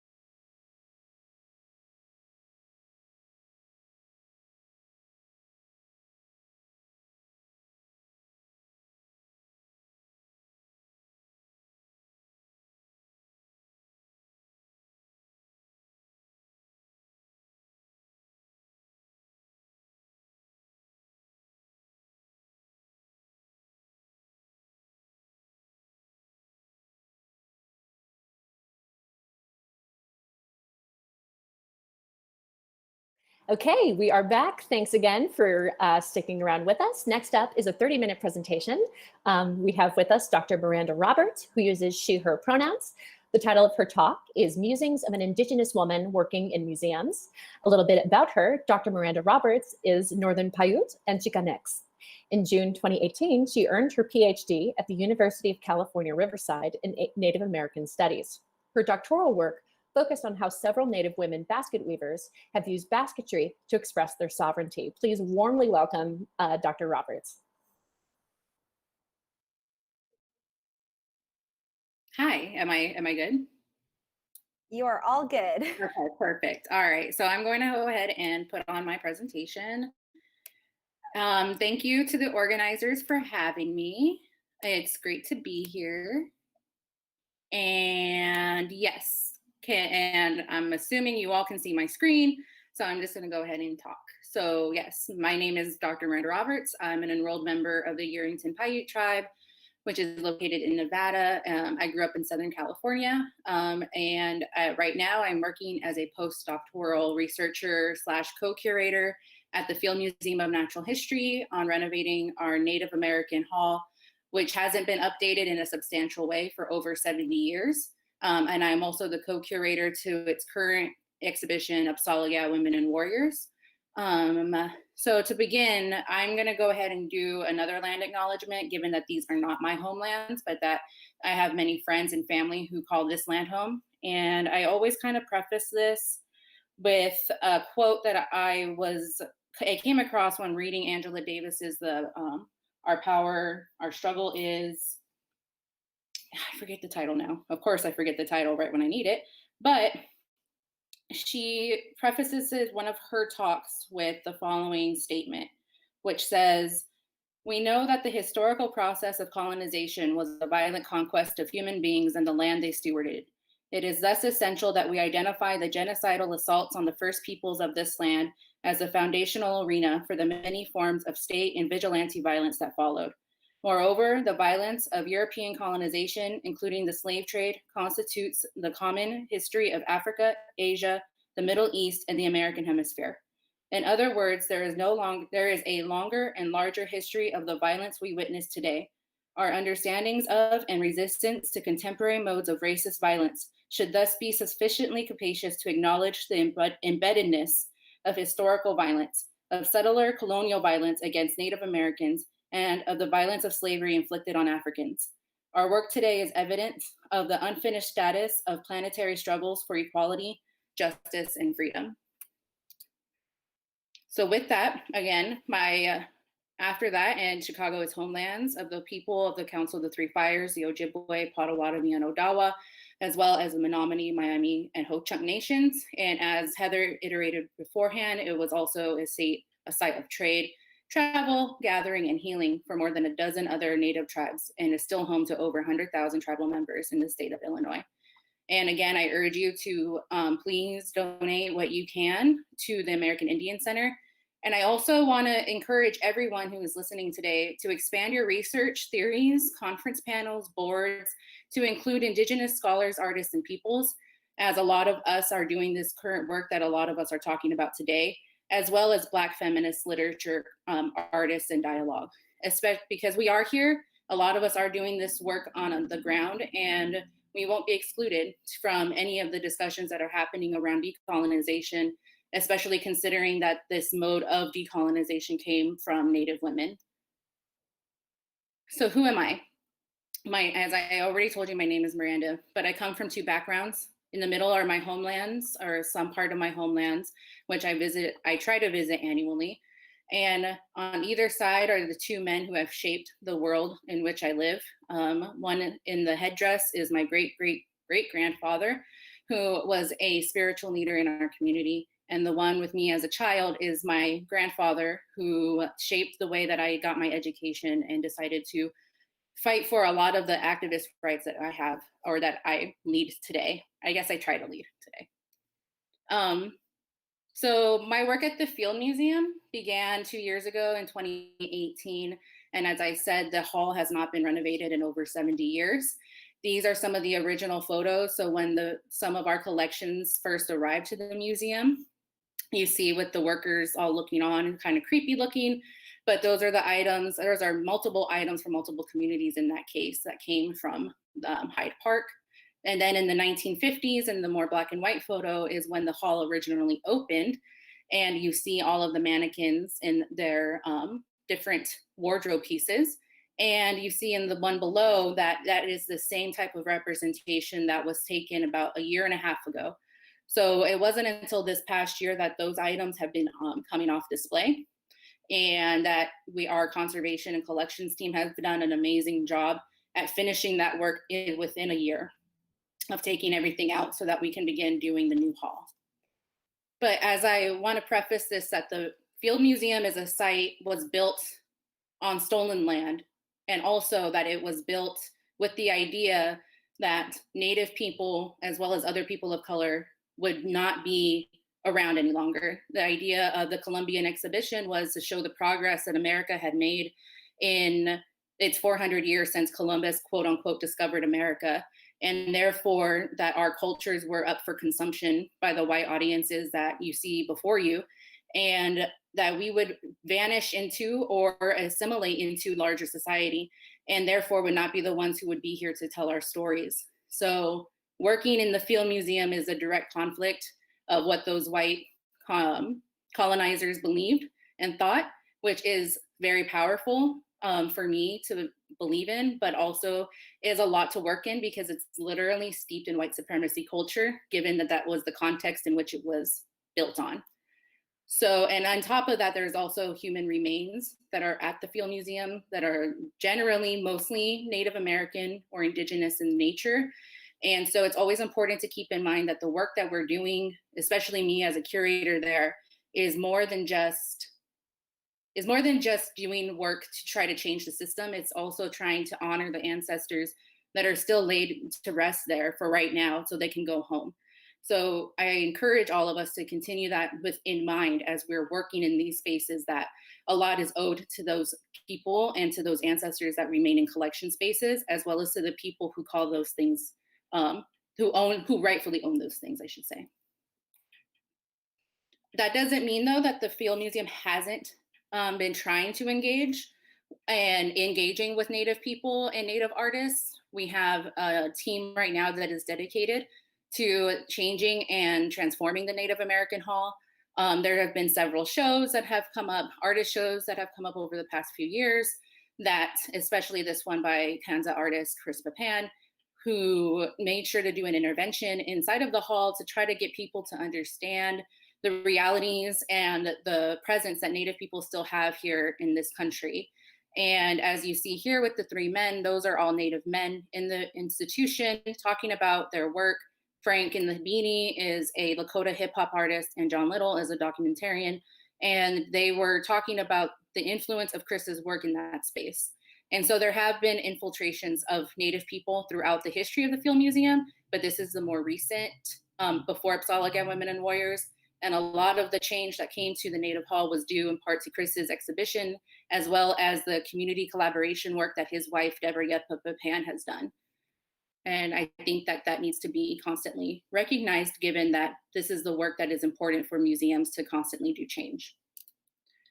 And in that comes there is a lot of good. And you can see us here with Frank Walm, people from our family members that we consider family from the Philippines.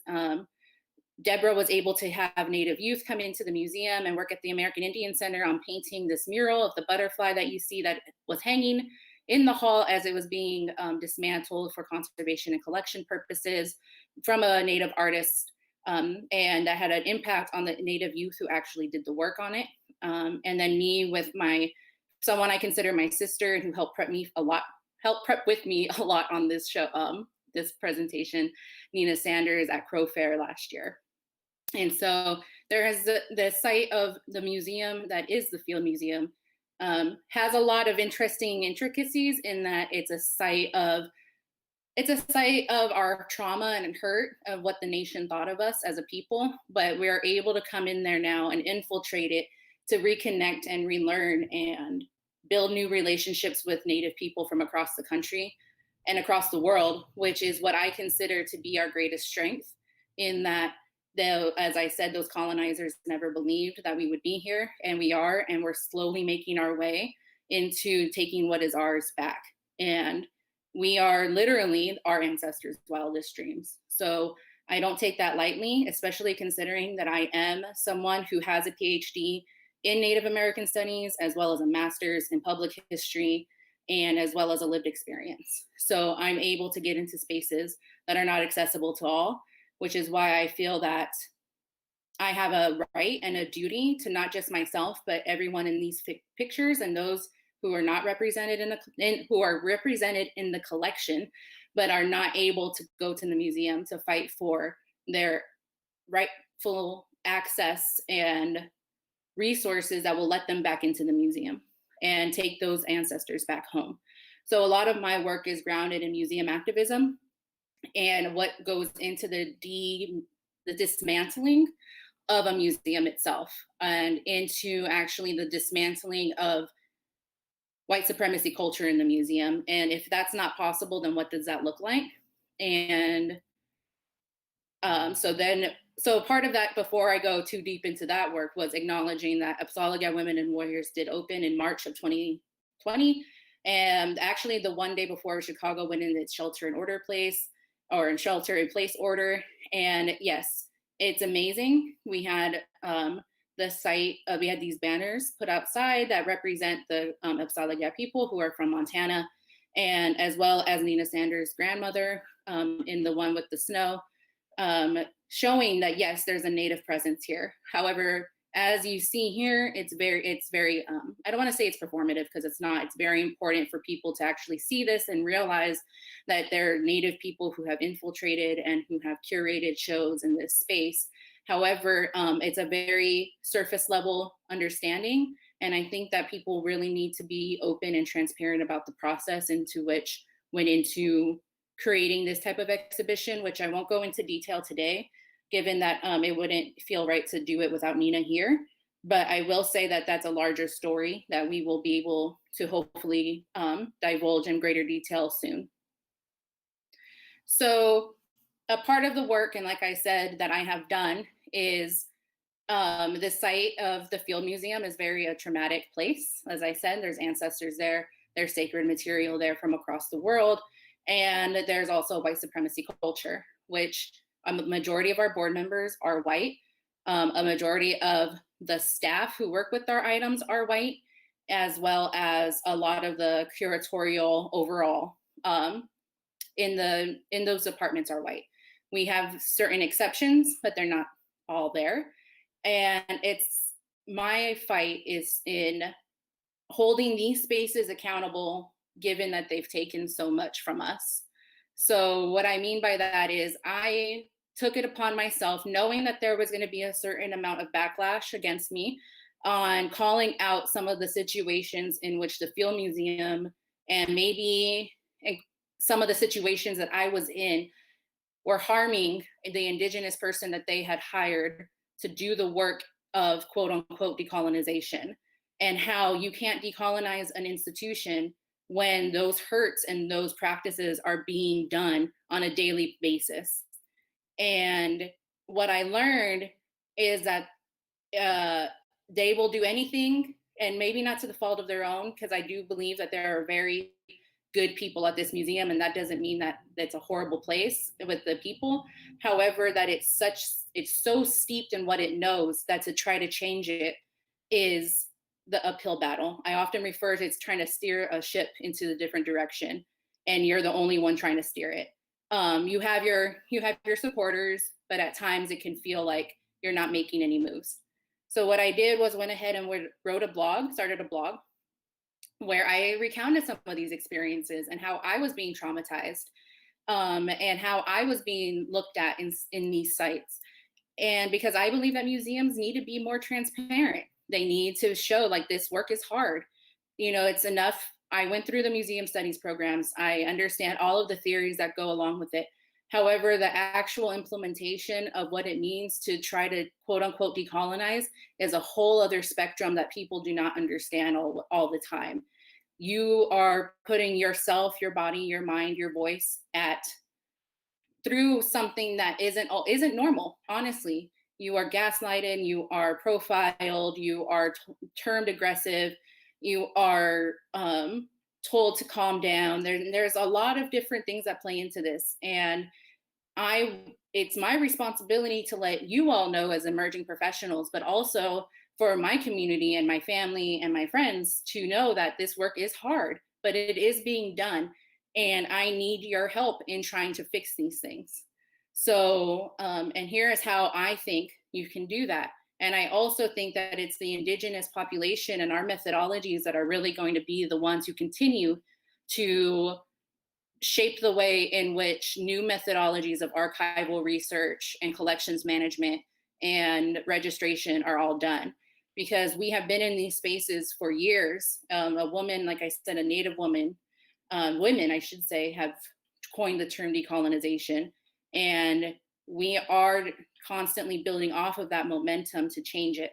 So as you can see from here, I incorporate my Indigenous knowledge and my Indigenous spirituality into the work that I do. And I have called out people.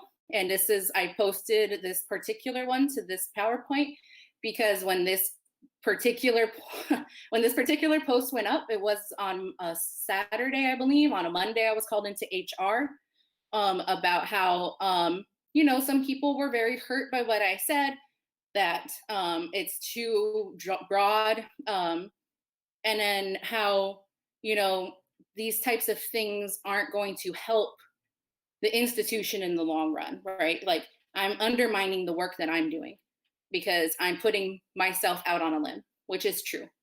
However, when you come from what I come from, and when you come from a place where your family, you have something to fall back on, and I know that that's my privilege, it's not that scary. And it's my duty to be able to put things out there like this so that people know that they're not alone, but also that that there's people out here doing this work.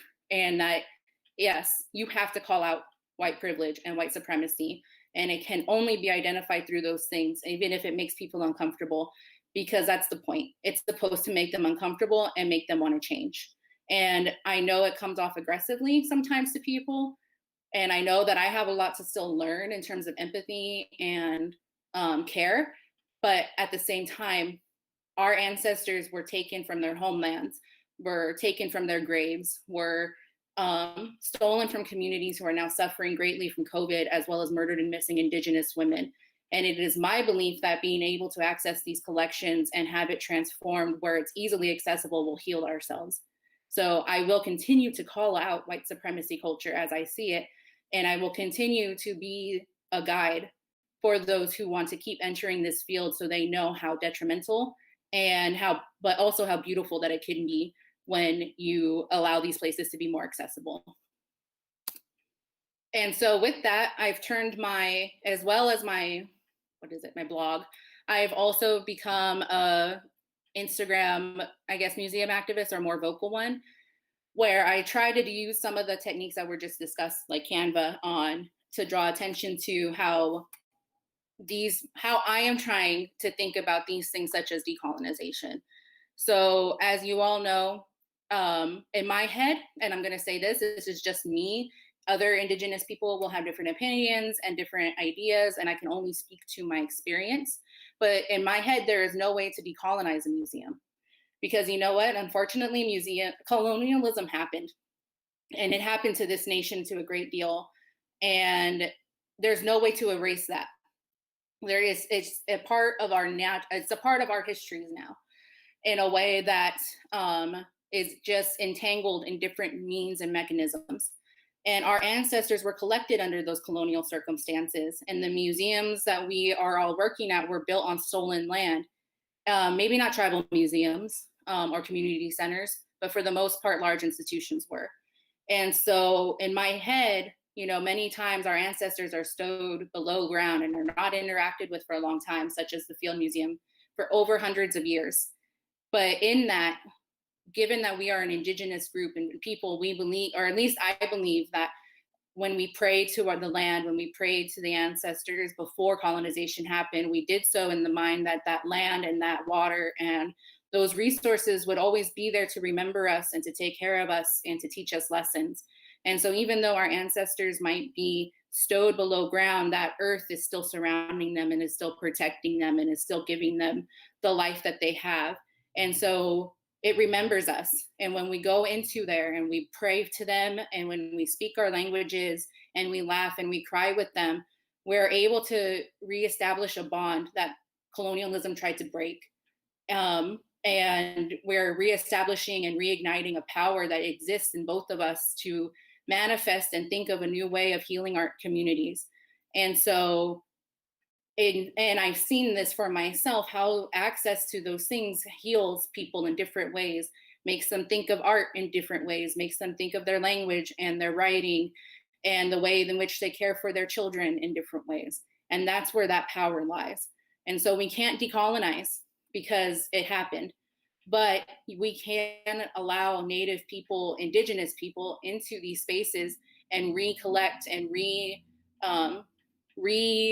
recollect, I guess, and reconnect with our knowledge and ancestors and our methodologies, because we have always known each other. Our prayers were there, and now they're still here, and we always will know each other. That's not something you'll ever be able to separate from us. As much as people try, we are constantly using those collections to represent us and to also gain the knowledge that colonialism tried to strip from us. So it's there. Oh, I apologize for my slide, the way it's all kind of messed up right now, but I also started posing, so what should places like museums do to address their troubled past and hopeful futures? And honestly, it's having to have, you have to do what you can to hold your institution accountable, and to why don't they have more BIPOC and queer people on their boards or in decision-making positions? And like I said, I'm in a unique position in that I have a place at the table and I earned it, right? I went to school, I put myself through grad school and through studies, and I have made my way into these spaces where I can question these things. And I know that that's not the case for a lot of people. However, if you do have that power, it's in my head your duty to ask these questions and to put yourself out on the line as much as you're comfortable doing.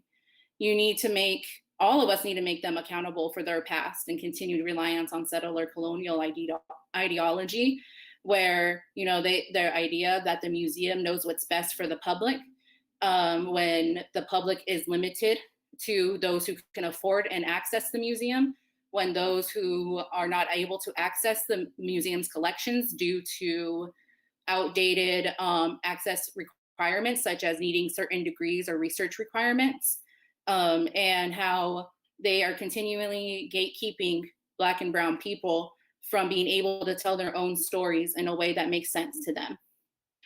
I believe that right now, given that COVID is happening and the Black Lives Matter movement is happening, that we need to refocus any and all exhibition planning or educational programs on the realities the world is going through at this moment. These museums, as we know, because of their troubled past, painted and created racial narratives that have stood still for a very long time, like in the Field Museum for over 70 years. And because people trust museums so much, that knowledge gets replayed in the educational system when people go on field trips. So they're constantly being reinforced with these ideas of who Black and Brown people are, and because they're not being told the correct and right histories. And so in order for people to begin to understand how we got here as a nation, we need to acknowledge that colonialism happened and that it was disgusting and genocidal and harmful for enslaved people as well as Indigenous people. And we are responsible for creating these narratives. And it's now our job to create the new narratives in which you learn who these people are from them. And then make room for any person of color and any queer person for a job position. And that includes your frontline staff. I think that that's where our resources lie the most, is having a space for frontline staff to give ideas, to help plan exhibitions, to even have small galleries where they can keep having a rotational basis of their work and their lives that are reflected back into the larger museum. And you need to invest in learning about the communities you're talking with and wanting to work with. so going out to Indigenous communities, not to be anthropologists, but to actually just sit with them and live with them and talk with them and get to know them, because we're so far removed from those realities in terms of the white audience that you don't always are able to put the face to what the exhibition that you're trying to plan. And you also don't realize that there is a certain responsibility that you owe these places as a curator, as an educator, that respects them as the people who they are today, so that they can continue to be taught and people can continue to learn about them in a way that is respectful and honorable. As we all know, in Chicago, or maybe not all, but in Chicago a few weeks ago, our mayor had the police, over 80 police officers protecting a statue of Columbus in riot gear after the protesters tried to bring it down. Now it's down.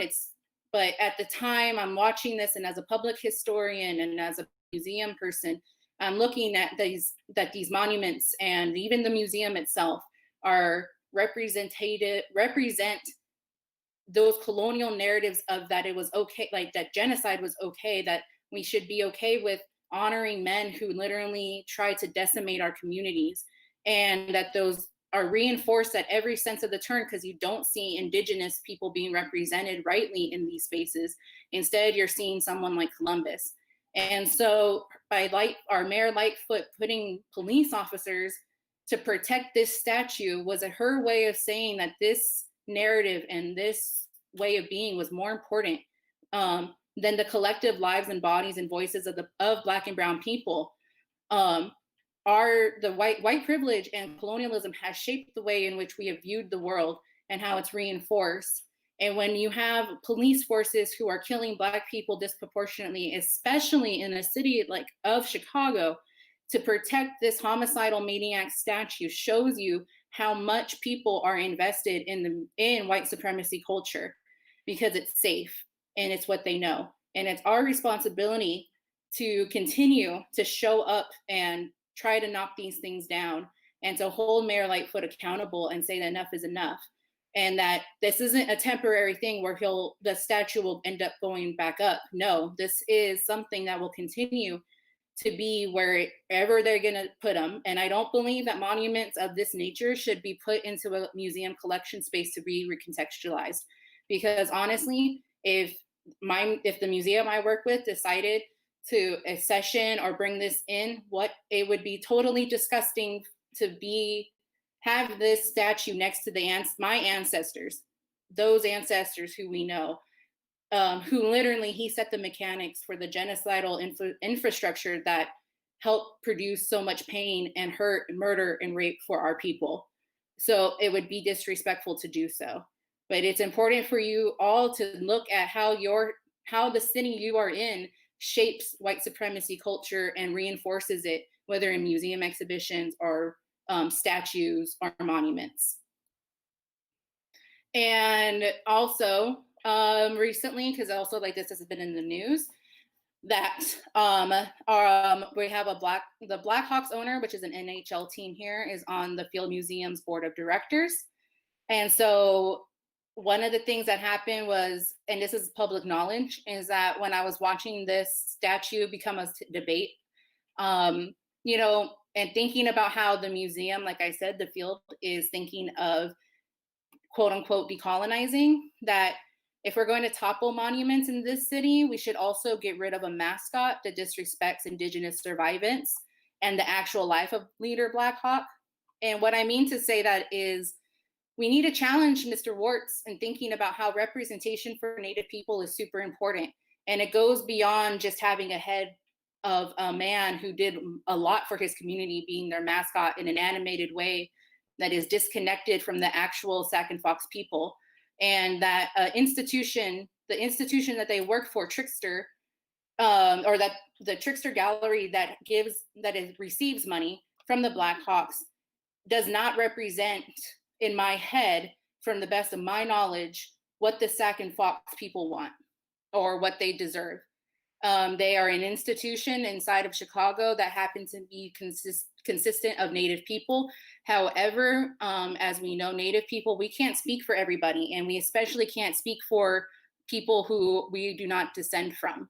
So it's our responsibility to tell Mr. Wirtz that if you're going to have this representation at any level, then you need to do the right thing and go to the Sac and Fox Nations and ask artists about how to do this, ask community members and elders and youth, and then implement them in every stage of the educational tools that you are using to teach your audiences about why you have a mascot in the first place. And that's only if you're not going to change the logo or if you're not going to totally do about it. They need more immersion and not rely on a gallery that has no affiliation or very limited affiliation with those communities. And any money from this organization for education on Native people needs to have no strings attached to it and not even be affiliated through naming. People need to be taught that we are here and relevant, and they owe us that. And that this is a complete example of how museums are not neutral. That especially since this past week, article and the press release was released about the Blackhawks being in collaboration with the Field Museum and Trickster Gallery, which no one was consulted on from my staff or anyone even in the city who was identifying themselves as Indigenous, especially if you're going to do that and say, well, he's a member of our board and we need help to navigate this now because this press release is out and it was an accident. That's not the way things are supposed to be done. So, and now is the time for this institution to be held accountable and say, you need to challenge this owner who happens to be your director of the board to change or educate or reimagine what this logo is so that you're honoring the Indigenous people who are here, because people do use this and they're going to be, and Native people on the reses do associate positive associations with logos, but they deserve to be represented right. And that's what we have to do, is to make sure that they are represented in the correct ways that they deserve. And finally, one of the things I've been hearing about how do we get this work done, especially during the onset of this conference, has been, how do we do this? How do we go about it? And again, as I said, I know I'm privileged. I have a PhD. I have a family who I can fall back on. I have resources available to me that I know not everyone does. However, in this is that you, as anyone who identifies or who is white, has to work with the Black and Brown people who are doing this fight on a day-to-day basis. And that includes being a good accomplice and using and accessing different scholarly mechanisms that incorporate Black and Brown feminist thought and methodologies. So this is a quote from Hood Feminism, Notes from the Women That a Movement Forgot by Miki Kendall, who is a Black woman from Chicago. And she writes, and it's not just feminism. We have to include and expand our knowledge of these theories into every mode of education that we do as people, especially that we owe Black women so much. I know I owe Black feminist literature a lot of my methodologies of deconstructing and reconstructing museum ideology. So white feminism has to move past any idea of being an ally and into being an accomplice in order for this work to be meaningful. Accomplice feminists would actively and directly challenge white supremacist people, policies, institutions, and cultural norms. They would know they do not need to have the same stake in the fight to work with marginalized communities. They would put aside their egos, and they need to be centered in our struggles in favor of following our instructions, because they would internalize the reality that their privilege does not make them experts on our oppression.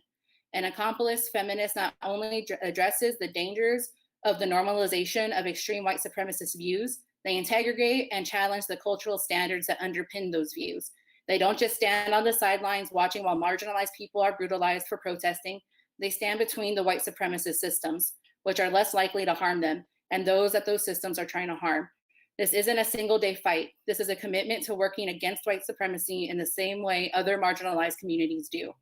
So that means that having to stick your neck out, white people have to stick their neck out a little bit here and there, as much as they're comfortable, to speak up for people, especially Black or Brown people who are the only people of color in the room, and to fight alongside them and to speak up when they see something is wrong.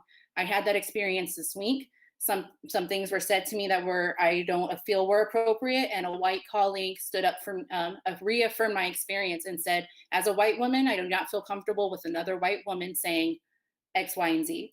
And that is a game changer. That is something that I have had very minimal experience with, and that I encourage all of you today to take that and think on it, and how can you do that for your communities of color, on your staff, on any level, and to keep these conversations in mind, that it's great that we can talk about all of the theories and things that go into this dismantling, but unless we dismantle white supremacy culture and infiltrate it, all of those measures are going to be hard fought. And so it's best to unite with each other, figure out how to best do that, and just stick up with your voices, because they can't get rid of all of us. And if they want to, that's great.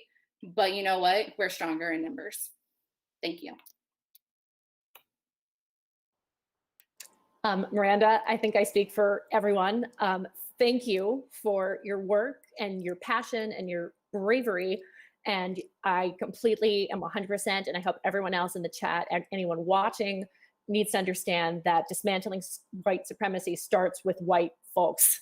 And this labor should not be burdened on POC folk to start this dismantling. So thank you again. Thank you. And we have some excellent questions. So we have time for 2 of them. And again, we'll follow up on any other questions that weren't answered, but let's just get right into it. So first off, is the field putting any money behind the reinstallation beyond the melon money? And what kind of money does the field put behind repatriation?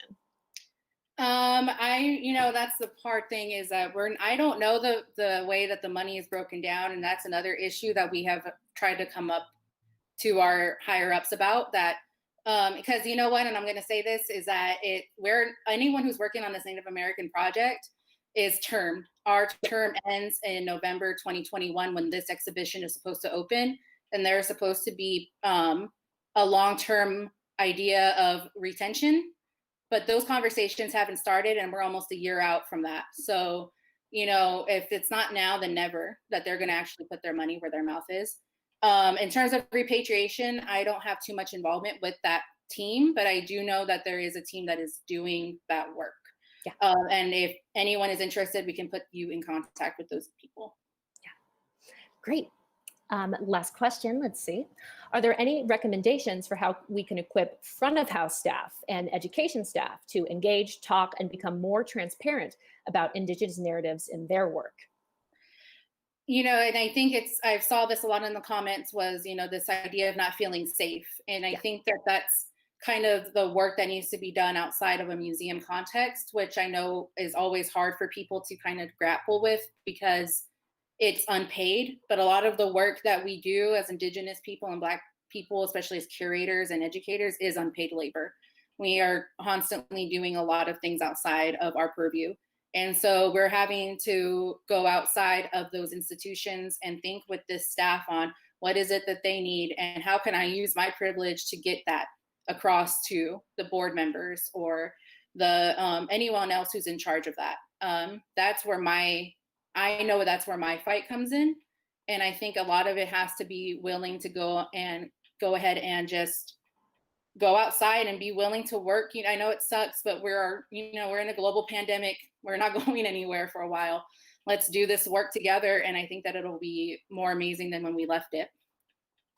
Completely agreed. I think this is actually the best time for people to stop making up excuses about connecting with others. You literally have nothing else to do. You have nowhere to go. Mm-hmm. Please connect with colleagues. I've seen a couple questions about how people are wondering how to connect with tribal reps, how to connect with Indigenous people in their area. And I don't want to speak for Miranda, but I wonder if that work shouldn't be on those folks instead of asking Indigenous people to reach out to them. I mean, yes, I think it's twofold. I think that you need to make yourself a little uncomfortable, and you need to be okay with being wrong, and you're going to reach out and probably get rejected a few times. However, there are also those who are doing this work in those nations that are going to want to help make sure that you are being tied to the right people to get things done. And yeah, you have to kind of, I know it's hard to think beyond the borders and the scope of our work, but we are out there willing to do it. And even me as a resource, or Deborah, who I mentioned before, we're willing to always put people in contact with others in our networks to make sure that those people who are, if they're in Nevada or Massachusetts or wherever, have at least someone that they can start talking to. Awesome. And on that note, I think that is an excellent end to your fantastic talk. Thank you so much again for joining us. And we will be taking a short pause to welcome in our next 30-minute presentation. So thank you again, Miranda, and we'll be right back. Thank you.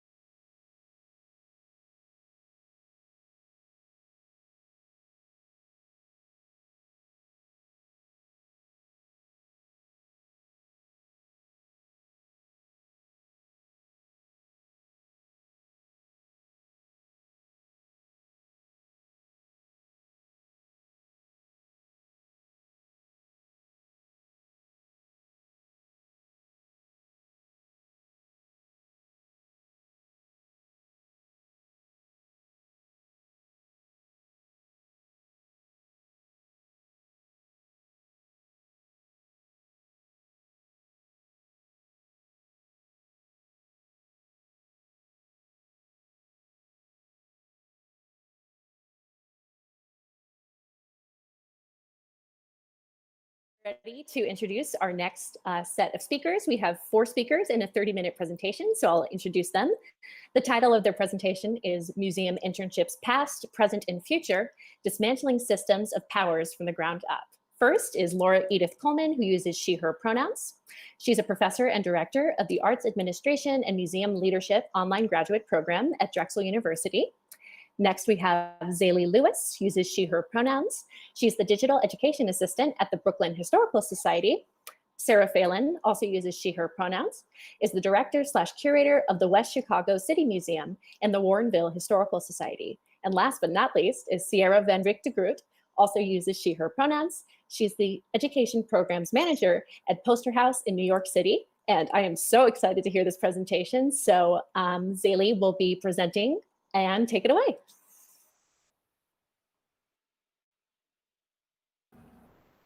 Wonderful. Thank you so much. I just want to thank everyone here for joining us in this session about a truly hot topic that's been in and out of the museum field, internships.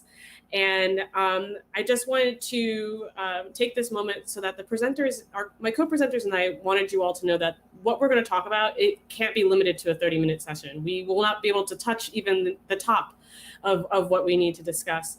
And we also recognize that there are nuances. We know that there are different institutions, different stories, different backgrounds, all these different things to put into consideration when talking about internships, and we are very much aware. But what we are sharing are some personal stories, things we've seen, things we know, and we're gonna just try to advocate for some change.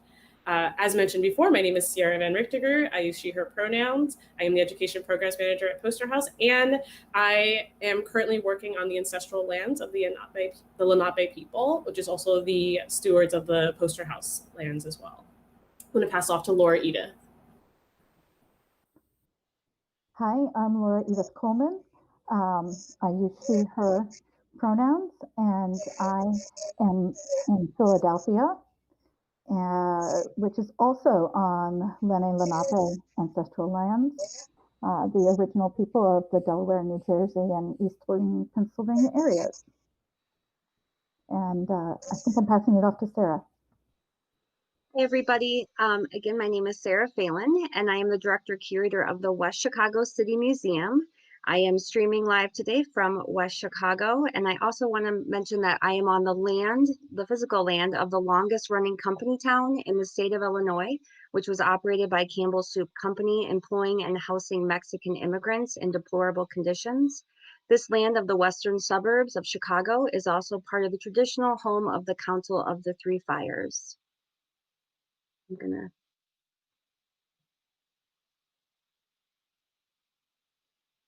You're muted. Zaylee, sorry, you're muted still. Can you unmute yourself from your end?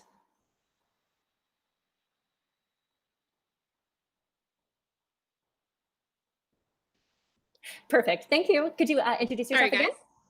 Hi, everyone. My name is Zaylee Lewis.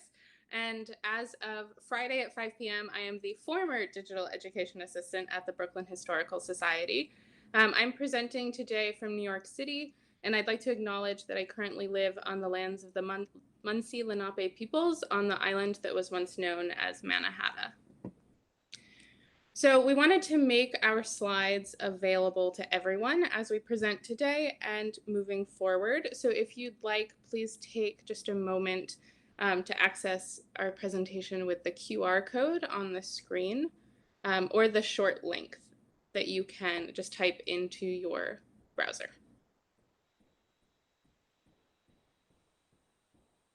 So I'll just give a few moments for everyone to do that. You can also access it via the chat where it has been posted.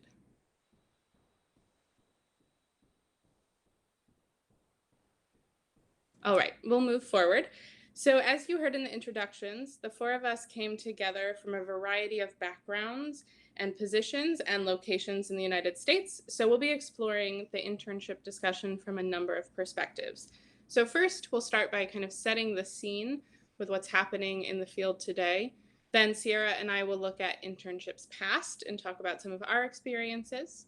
Then Laura Edith will talk about internships present and her work. And then Sarah will look at internships future and possibilities for where to go. So starting with setting the scene. And as we set the scene, we really want to acknowledge that this is not a new discussion in our field or actually throughout the whole discussion around internships or globally. But we did want to provide a little snapshot to show how this discussion has evolved over the past few years, but also our collective frustration. And I think as we heard from presenters earlier today as well, the frustration that not a whole lot has changed despite this dialogue being amplified further.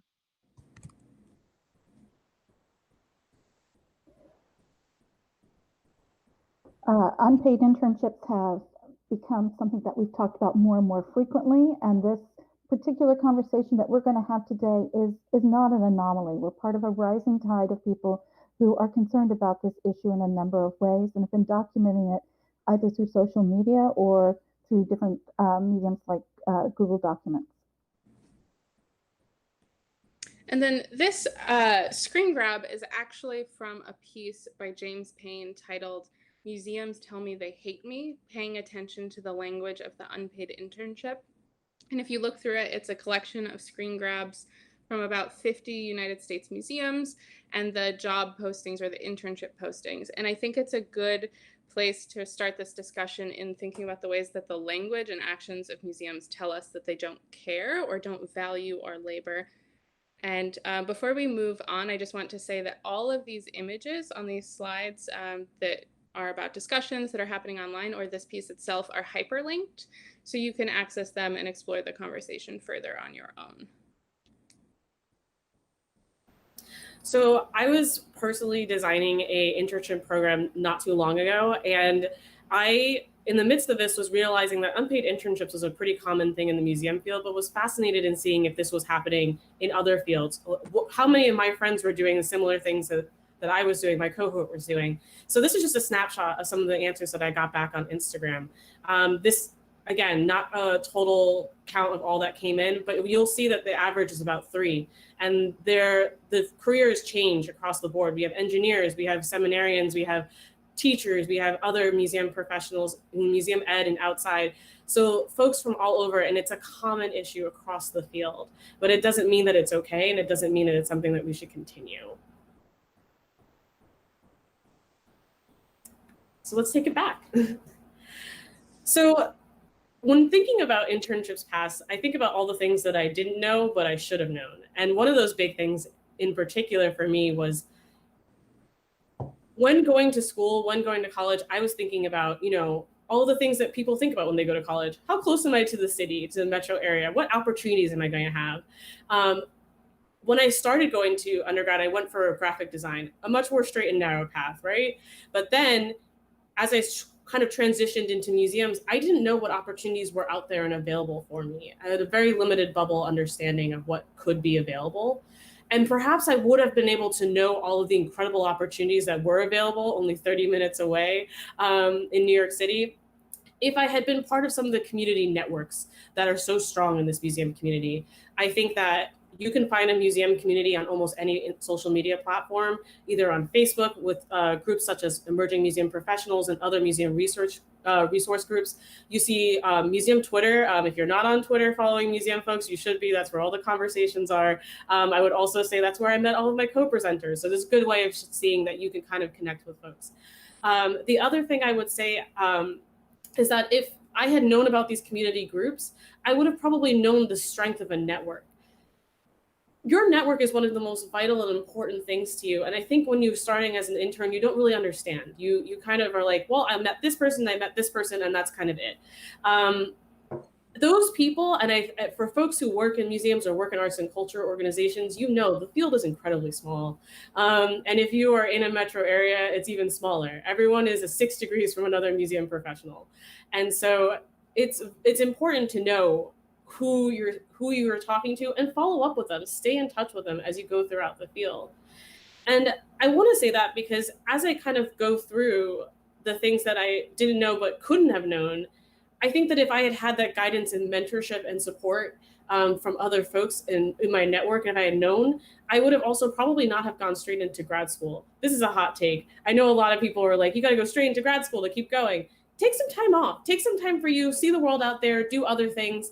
And I think that the other thing that isn't discussed is that many people who are just starting out in the field think it's a straight and narrow path, that you go into your undergraduate degree, you do whatever prescribed thing you think you're supposed to do for your intended purpose, and then you go into your graduate program to study that, and then you go on from there.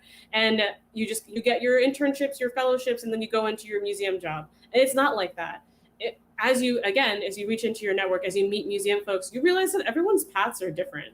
Some folks worked as cheesemongers before they became curatorial assistants. And you realize that folks are doing side hustles as they work their part-time jobs. And everyone has a totally different background. You do not have to go to grad school immediately. And I encourage folks to take the time and really figure out what it is that you're looking for.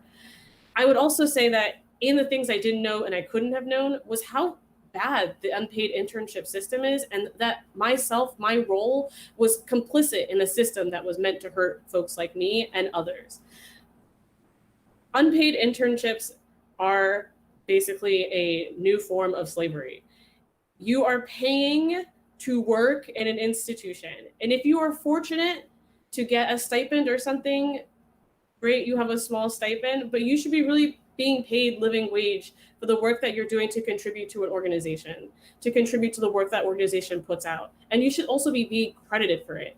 And one thing that I learned over time is that you should absolutely, as you apply to internships, fellowships, and jobs, save those job descriptions. Know the things that you were supposed to do, and you could go back and reflect on the things that you did and didn't do. But it's also important now, as museums are turning the tides and being more transparent about the salaries and wages that they're paying you, to see how the journey has kind of gone on from the past. I can tell you for a fact that my first 2 internships were unpaid. One of them was unpaid because I went internationally. One of them was unpaid because I thought that I could be in an institution with as big of a name as the Met and not be paid, and it would be enough for my resume. My next 2 internships were paid, and I was very fortunate to find work with Cooper Hewitt Smithsonian Design Museum and with the National Portrait Gallery. But not everyone is so fortunate. And I would say that I put a lot of work in and missed a lot of amazing opportunities to get those paid positions. And they're limited. They're incredibly limited. I was competing against friends, colleagues, again, how small the field is, to get these positions. I would also say that as you do these things, you really need to think about knowing your worth.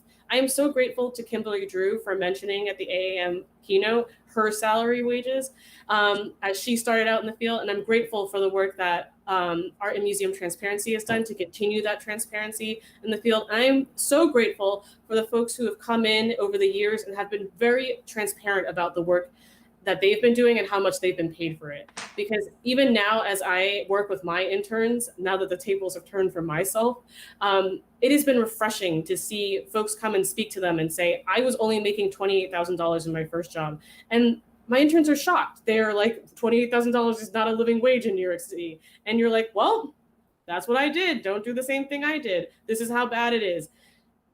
We have to know what folks are paying so we can advocate for more. It is not illegal to tell people your salary. You need to make sure that you are sharing it and that you are advocating for change. That salary transparency spreadsheet blew this whole thing out the water, because now you could see what people in similar metropolitan areas were making, what people in similar job titles were making, what folks in other job titles are making.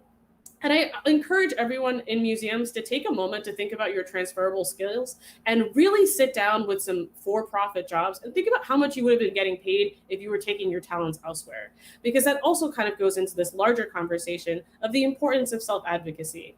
You have to know your worth. You have to know what skills you bring to the table. I don't know a museum person who is not working and is able to do 17 other things outside of their job. You are incredibly gifted and talented people as interns, as entry-level professionals, and as you go all the way up the ladder, no matter where you go, you're incredibly talented and you have a lot to bring to the table. Don't ever forget that. And know that when you go into those conversations around your salary, how much you should be getting paid, your benefits, know that. And I also want to advocate for folks, read your handbooks. Lots of things get lost in your handbooks. You might be missing out on professional development money or allocated time for you to be taking sabbaticals or time for you to do research or support that you could be getting that may not be discussed about, but is set aside for you. Know what is out there for you and build on it.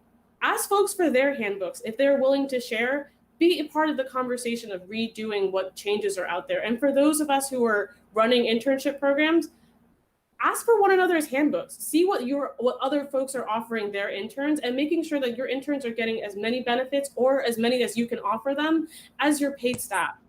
They are part of the team just as much as anyone else. And I say that because now I have a passion for the future. I know that now that I am in the room as a museum professional, that it is my responsibility to make sure that this room is in the best shape that I possibly can. I can't clean the whole room. We've made it quite a mess over the years. But if I could tidy up a little bit and open the door for the next person to come in, I know that someone else will come into that room and help me tidy up for the next person. And I know that I will leave the room that I first entered and go into another room and do it exactly again at a different level in museums. But we have to know that we are a part of it, that no matter where you are in this process as an intern, this is your first internship, you're a volunteer, you're a docent, you're front of house, whoever you are, facilities, your voice is important in all the change that is happening right now. And if I had known that when I was younger, I don't know what I would have done. I probably would have done things a little bit more different, but I definitely would have advocated for more and have changed more. So I tell this to you as my story of internships past. Saley.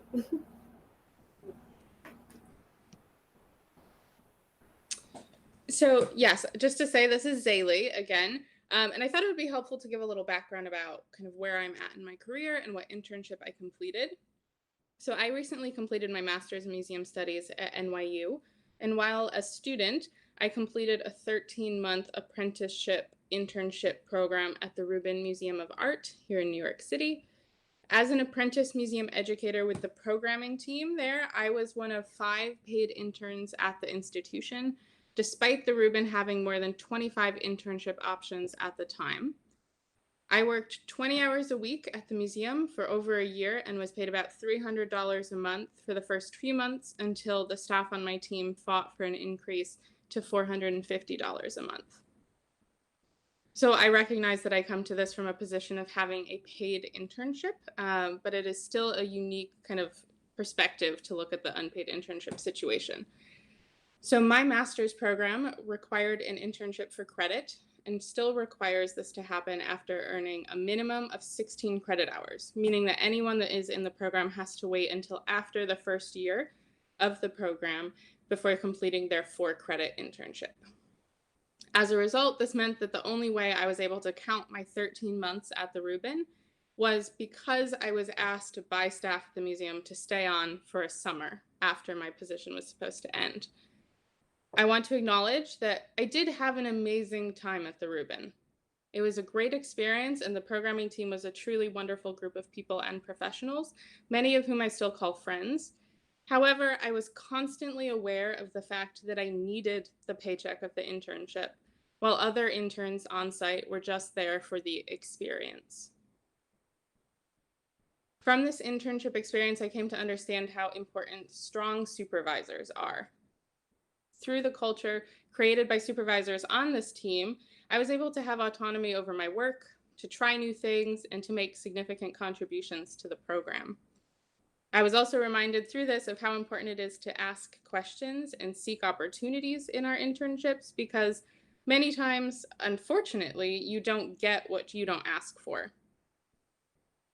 Through all of this, I also noticed how different my experience at the Rubin was compared to my peers interning at other institutions, and that all internships are not created equally or valued equally across institutions. And I was trusted in ways that my peers never were. I was included in experiences, professional development, and discussions that many interns don't get to access, and that left me asking why. I'm not that exceptional to be getting these at one institution when all of my other extraordinarily impressive peers are not getting these opportunities elsewhere. And finally, as a result, I tried to use my experience to advocate for the end of internship requirements at NYU and the unpaid internship trend in museums more broadly with a number of my peers at NYU. While I was really only successful with this team of peers in pushing the conversation forward rather than enacting substantive change or changing the requirements, I did leave with a passion for calling for the end of unpaid labor in institutions.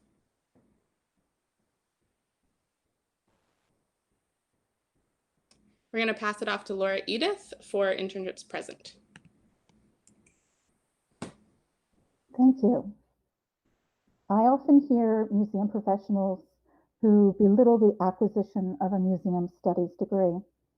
Phrases that usually permeate such arguments are, "you have to learn by doing," or "school isn't the real world." I understand these arguments and I have a response. You are referring to the old way of education, apprenticeships and years of unpaid toil before an indentured servant rises to the level of skill required to be paid in dollars instead of exposure. Tell me then, in what other fields can you start as a volunteer and work your way to the top of an institution without reading a single book on theory, without knowing the history of the field, not just your museum, without the expansion of knowledge that a solid university museum studies program brings? But my message today is not to museums or even museum professionals. It is to my colleagues, my fellow faculty in museum studies programs everywhere. It is time to teach the backbone of our industry without resorting to the antiquated format of unpaid labor. Next slide, please. Sorry, there's a little bit of a lag, so just bear with me. No problem. First, I want to dispel the value of unpaid internships as coursework.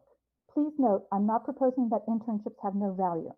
I am stating that internships as coursework and as a de facto substitution for providing adequate in-class training is no longer acceptable. Any university degree should provide the core classes required to function in our field: history, philosophy, techniques, and I believe that the majority of museum studies programs do a fantastic job of providing these core courses. Where we fail our students are when we send them out on internships to learn by doing in the real world. Tell me then, in what degree program would you have courses that have no consistent course description, no known learning outcomes, and often no form of assessment of student learning? Requiring a class in nebulous work is not only absurd, it's obnoxious and demeans the value of the degrees we confer. Next slide, please. Second, unpaid internships are an incredible burden on our students, but the fact that some of our programs, including my own, require internships in order to graduate is creating a pay-to-work system. In any other industry, requiring students to pay thousands of dollars to work for free would be considered pay-to-work. And as I understand the law, pay-to-work is illegal in the United States. So tell me, what words are often paired with the phrase pay-to-work? Pyramid, schemes, scams? I'm truly waiting for the day when someone sues a university for the unattainable requirement of unpaid internships. Next slide, please. Third, if you are a museum studies student without much privilege, how will you afford to work unpaid and go to school? Oh, and paid to work. During my master's degree program, I took all of the required classes except for one course, an unpaid internship. I could not work for free, much less pay to work for free as a single mother of 4 children. I'm still bitter. I should have a museum studies certificate on my wall, but I don't. I have vowed that I will help end unpaid required internships wherever I can, because this requirement unfairly impacts museum students that lack privilege. Tell me, which of your students is worthy of their degree? The ones that have enough money that they can afford not to work for 6 months, or worse, pay to work for free? This must end. Next slide, please. Fourth, internships are the perpetuation of an abusive system of indoctrination into the profession. Are you tired of hearing the phrase, other duties as assigned? It starts here in unpaid internships. Want to stop hearing about museum salary transparency? It starts here in unpaid internships. News from the museum field is littered with scandals, from verbal abuse to physical abuse allegations. Tell me, why do we allow this to continue? As universities, what is our role in the preparation of the profession? If we are to be a profession, we must train professionally, not nebulously, and certainly not abusively. Universities have a duty to prepare students for the profession, not enable this cycle of employee abuse. Next slide, please. To this end, we in universities and colleges have an opportunity in this moment created by COVID-19, as Alan mentioned it in a previous presentation, to change how to prepare the profession. We should use this moment in time when our museums are still, our collections shuttered, and our people furloughed, fired, and laid off to reflect upon a raison d'etre. And from this moment, as we rebuild the culture industry, we should demand change. We should not waste this moment. We will hear the argument, museums can't afford to pay their employees right now. How can you demand internships that are paid? Well, we can't. But we also shouldn't offer our students as indentured servants who will fill the role of scabs, taking the place of museum workers that should be rehired. To quote Robert Frost, as that I had no right to play with what was another man's work for gain. My right might be love, but theirs was need. And where the two exist in twain, there was the right, better right agreed.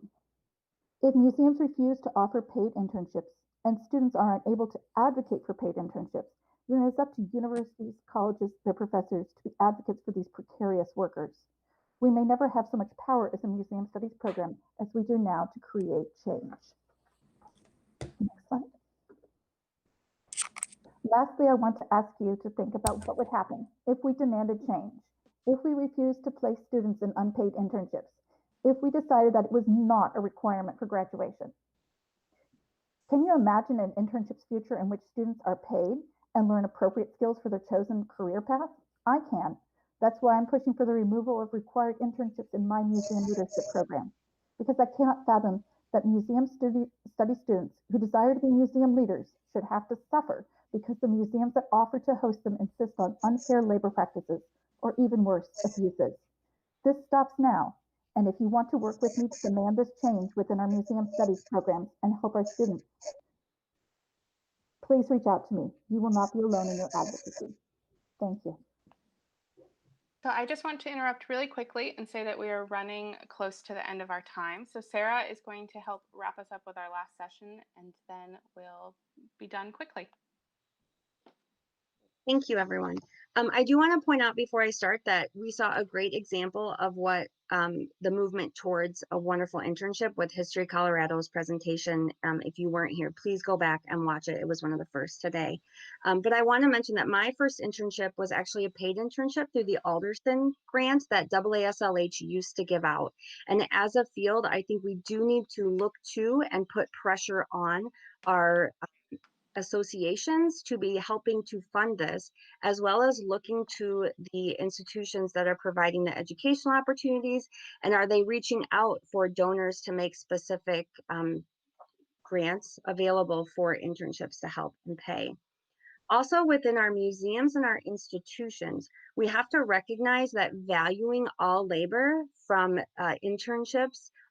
interns all the way up is a larger discussion, especially right now. We know through COVID-19 and this pandemic that we are facing accountability at all levels, and we have to look at the way that we value all positions within our institutions, but this does start with interns.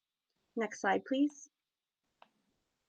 One thing that we have to start with the way that we are looking at internship is the educational requirements that, as a few of the presenters before me talked about, but also what's being required on the job postings. I saw in the chat earlier today that some job postings were requiring the applicant to pay an association fee. Are you asking for writing samples that go into great detail? This is exploitive at another level, and we really have to be cognizant, those of us that are hiring interns. There are also ways that we can approach internships with a brief description of what it is, but then once the intern is hired, to really have joint creation and negotiation for those internships. This helps us rebalance the power from the beginning of the internship so that an intern isn't applying to and accepting a specific black and white determination, but has a say in what they're doing. Also, at my institution, I know we are small, but we have a lot of flexibility, and something that we put into our internships is flex time, where internships from the beginning have a 90-10. So 90% of their time at the museum, they are working on the specific internship project, and 10% they get to say, hey, I would like to also, if I'm a collection intern, I would like a little experience with education, or I've been working on this one project, but I want some experience with your database, so that they have a say as they get used to the internship as well, to ask questions and shift around as needed.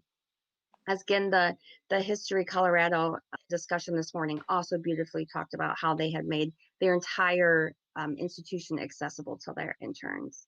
Next slide, please. We can also work to undo some of the institutional racism that we see in our institutions from the internship level. So the BIPOC community has really put out some pretty high demands for institutions. This starts with the internships as well. Are we creating built-in support systems for our interns, knowing that they are often the most exploited within our labor force, and ensuring that we are protecting them? Do we have open dialogue with our interns? Are we having an open door? Are we setting up specific times for them to have face-to-face conversations with the hierarchy in our museums? Also, are we doing resume building and also looking at these as a way to have incubator status? I mean, these really are an opportunity for institutions to have new and exciting emerging professionals and students. Emerging professionals are the ones that put together this wonderful unconference. We have heard from many students over these 2 days. These are amazing assets to our museums. We shouldn't just be paying them, but we should be giving them credit for their work product, and ensuring that when they leave our institutions that they are doing so As I wrap up, I just want to mention we hear so much about the fact that museums cannot afford to pay their interns. I run one of my small museums on $86,000 a year. That means that my interns make what our starting employee makes. So any other position, the lowest starting salary, which isn't a lot, but that means that I limit how the internships are done. They're 50 hours because I can't pay them a living wage to be there for more than 50 hours. Everyone can structure their internships that way. And we also heard that wonderful example in a similar way from History Colorado. When they had to reduce the stipend, they also reduced the number of hours. No one should be getting a stipend that is less than minimum wage. I know we're running a little short on time, but as we transition to the end of the program, we would like to make our contact information available.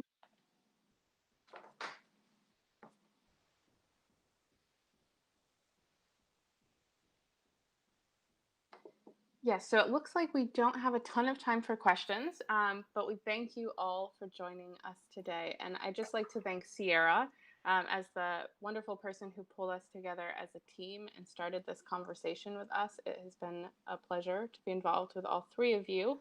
And please do reach out to us via email or on Twitter at our handles here.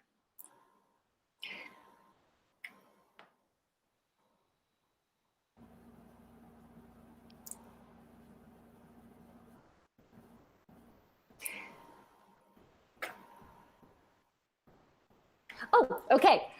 Thank you guys so much. I wasn't sure if I was back on. We do have time for one or two questions. Thank you again for accommodating to our time. I know 30 minutes goes by like that, and we did start a few minutes late.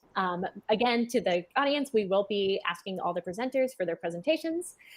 So we will be sending that out after the conference. So let's just get right into the first question. Numerous posts to change the museum show that diversity internships failed by POC people and don't open the field in the way that they were designed to. How do we make change to support interns? There's a lot that we could do. I think one of the things we have to do, not just for internships, but across the board, is look at our hiring practices. One of the biggest things is not just writing your job description in a way that doesn't prioritize education or a certain amount of time in the field, but also thinking about ways that we could honor other ways of learning and practicing in the different work that we do. As I mentioned before, some professionals come in with like so much other knowledge that is so valuable to their role that you can't possibly quantify in some ways. And then the other side of that is, where are you posting this job? If you're posting the job in the same areas, you're going to get the same kind of people. Really broaden your horizons. There are amazing groups that are run by Black, Indigenous, or other people of color that allow that encourage folks to apply. And then also, again, spread it out through your networks. There are graduate networks. There are great newsletters like News Weekly by UDAL. There's also Words of Mouth. There's also Museum Hue, Art Administrators of Color, so many different groups that you can connect with to get that job out to different voices and folks, and so that you don't have the same folks coming in the door. And then one of the other things I would say is move to a blind review process if you can. Go to your review process as much as possible so that you're not looking at names or other areas that have been highly identified as areas of bias. I know for a fact that as we started doing our internship process this summer, we moved to a blind review process, and every internship application that I received had all of their personal information redacted, and they were all assigned a bird from the New York City area. And so I did hear some controversy around some birds being better than others, and I apologize. But I will say that that did allow us to really focus on the content of the materials that they submitted versus us thinking about, oh, have we seen this person before? Do we know this person? It really allowed us to open the door. And we also really have to be cognizant of how much trauma exists within the museum for BIPOC workers, and that those things need to be upfront and make sure that we have support systems for interns. If somebody comes into an institution at the intern level and faces that, what does that mean for the rest of the year? And I think it's important to also note that these sort of diversity fellowship sort of hires for internships, these are a fake way of buoying the system. They are not they're not creating it across the system. It's just we're putting in this one little tiny container, and it can act as a form of tokenism in terms of hiring. Okay, those are all really good answers. And I'm really sorry to say that we are out of time, but there's a lot of fantastic questions that I promise we will circulate back to the presenters, and we'll get those answers out possibly in a shared document. So please thank our wonderful presenters breaking down the ideas of internships as necessary, especially unpaid internships. So thank you guys so much, and go enjoy the live stream and the rest of your day. Thank you. Thank you.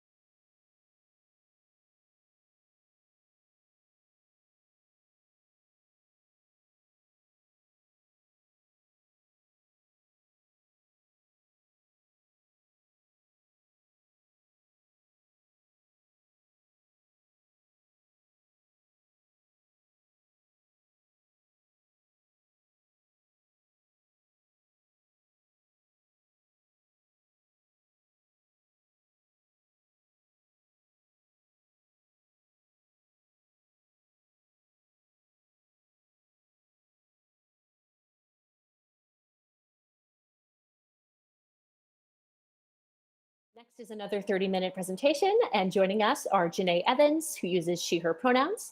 Janae is a Philadelphia-based museum educator who works with the public to navigate difficult conversations surrounding issues of social relevance by providing the tools necessary to help folks broaden perspectives of both themselves and others. Also joining her is Margaret Sanford, who also uses she, her pronouns.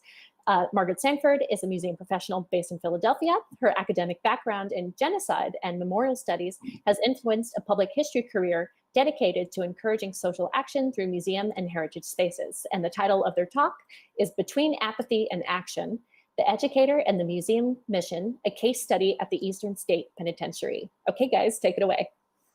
Awesome. Thank you. So Janae will start to share her screen. We're so excited to be here and to be part of such an amazing conversation. Today we'll be talking about the educator's unique position between apathy and action at Eastern State Penitentiary. We are recovering museum educators with Eastern State Penitentiary Historic Site. We represent the emerging professionals who never bound themselves to the restraints of neutrality, but find themselves unable to name the space they now inhabit. This is a calling in moment with an organization that has opened a door to advocacy, but hasn't stepped through it themselves. We are not condemning the ambitions, but arguing that their true goals are inhibited by white supremacy culture embedded in the museum proper. We come here not only naming the ways educators are disavowed and hindered by white supremacy culture, but examine our role in perpetuating it. In their restricted agency and detachment from decision-making, educators too often absolve themselves of guilt of perpetuating white supremacy culture. We are not centering guilt, but demanding accountability. We will examine the tensions of June 2020 within the spatial, systemic, and organizational models at Eastern State, underlining the white supremacy culture prevalent in it. White supremacy culture is a set of guiding principles that create standards based in division and othering rooted in racism and the notion of white supremacy. Eastern State is not alone in manifesting these characteristics. Identifying museums as institutions inseparable from colonialism and nation building allows us space to engage the bedrock values of white supremacy culture, both in how museums define community and belonging and through the legitimization of culture and production of history. Eastern State Penitentiary Historic Site is the site of trauma inhabiting a formerly operating prison on occupied Lenape land in Philadelphia, Pennsylvania. In its 141-year history, it incarcerated approximately 80,000 men, women, and children. The historic site has been in operation for over 20 years and is the center of much accolades and praise within the community.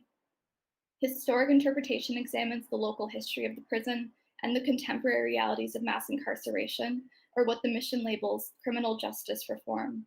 We will examine the realities of that intention on site through programming and organizational structure. We also take a moment to position Eastern State within the prison industrial complex, a network of institutions that uphold and propagate white supremacy through prisons, jails, probation, legislation, and other structural components that foster caste systems of proximity to incarceration. As educators who had defended this monument to white supremacy, we invite you all, at a time when monuments and memorials are being confronted and questioned, to interrogate the legitimacy of America's most historic prison. The guiding mission of Eastern State has evolved since its conception in 1999, one that advocated no specific position on the state of the American justice system, guided by material preservation of historic fabric and the goal to provide a public forum connecting founders' obstacles to contemporary stake in criminal justice reform, transformed to this. Eastern State Penitentiary Historic Site interprets the legacy of American criminal justice reform, from the nation's founding through to the present day, within the long-abandoned cell blocks of the nation's most historic prison. This statement was reduced for clarity in naming its commitment to interpreting criminal justice reform in the contemporary moment. Now, the rationale for the mission change was one of identifying limits of discussing difficult knowledge, as the site transformed from one of architectural significance to moral imperative. We disagree with the statement that argues neutrality is in the eye of the beholder, arguing that its opposite, action, is inarguable. In conflating action with the mission change, the museum curates a space of inaction under the guise of false progressivism, stemming from a desire to create distance from neutrality, but not openly condemning social ills. It is not enough to not be neutral, which raises the following question: what do we call the space between advocacy and neutrality? We argue that educators inhabit this space by directly naming the origins of the prison industrial complex and contesting its existence, but they are restricted from true advocacy by the limits of the institution's gaze. In doing so, they perpetuate white supremacy culture. In its silence, Eastern State maintains the status quo, a quiet endorsement of the conditions and perpetuations of white supremacy culture and its institutional bodies. The museum cannot separate itself from its own historic fabric. In tracing authority and decision-making, Eastern State operates under a mechanistic model where mission naming and direction are determined at the top of a rigid hierarchy and implemented by low-wage workers on the front line. Communication to front line comes from the top, but communication in the opposite direction is severely limited. Now, there is a power in telling our truth, but we have the responsibility to speak for ourselves and not others. We are using this space as an opportunity to amplify the educators we work with and our own experiences, but do not want to take the space of our fellow frontline workers, visitor services, who too are burdened and limited by mechanistic structures and white supremacy culture. They remain an under-recognized and undervalued core of museums, whose stories deserve space we cannot give here. In an institution expanding their mission, but yet restricting authority within a mechanistic model, educators are particularly vulnerable. There is no denying that the museum educator position has changed a bit over the years. As their responsibilities increase in sensitivity and labor, educators are met with unsafe working conditions, poverty wages, and job instability. This reality reveals how little authority educators have over their own position, which is amplified in the production and curation of historic educational content. This imbalance is exposed when examining the creation and implementation of educational content. The educator is increasingly entrusted to distribute and engage with content, yet deemed unworthy to take a stake in its production. educators are restricted from seats of formal knowledge production and interpretation.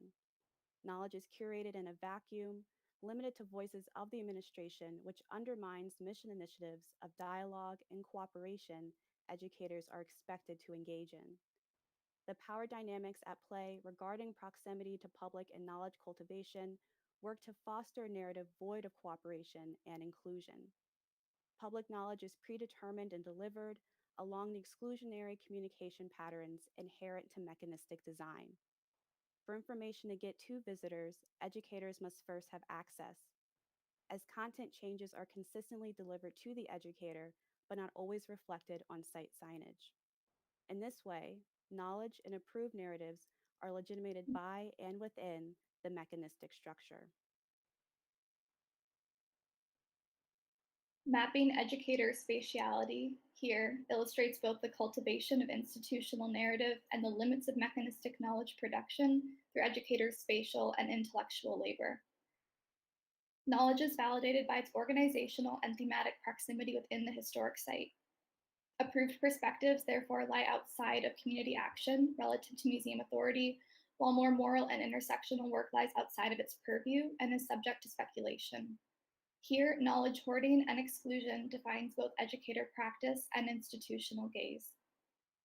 Through historic interpretation and dialogue, educators manipulate knowledge production originating in the museum proper, curating a politic of display where unacknowledged labor, emotional and otherwise, sustain and expand the progressive base of the museum. The necessity to meet institutional demands for contemporary dialogue push educators out of the museum's established aims into the liminal, politicized space where institutional values do not exist or are not named. Between apathy and action, educators perpetuate approved perspectives that have root in exclusionary culture.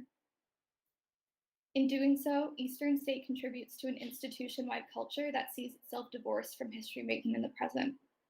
In visualizing the model here, we see the way educators engage in history making actively by interpreting exclusive history.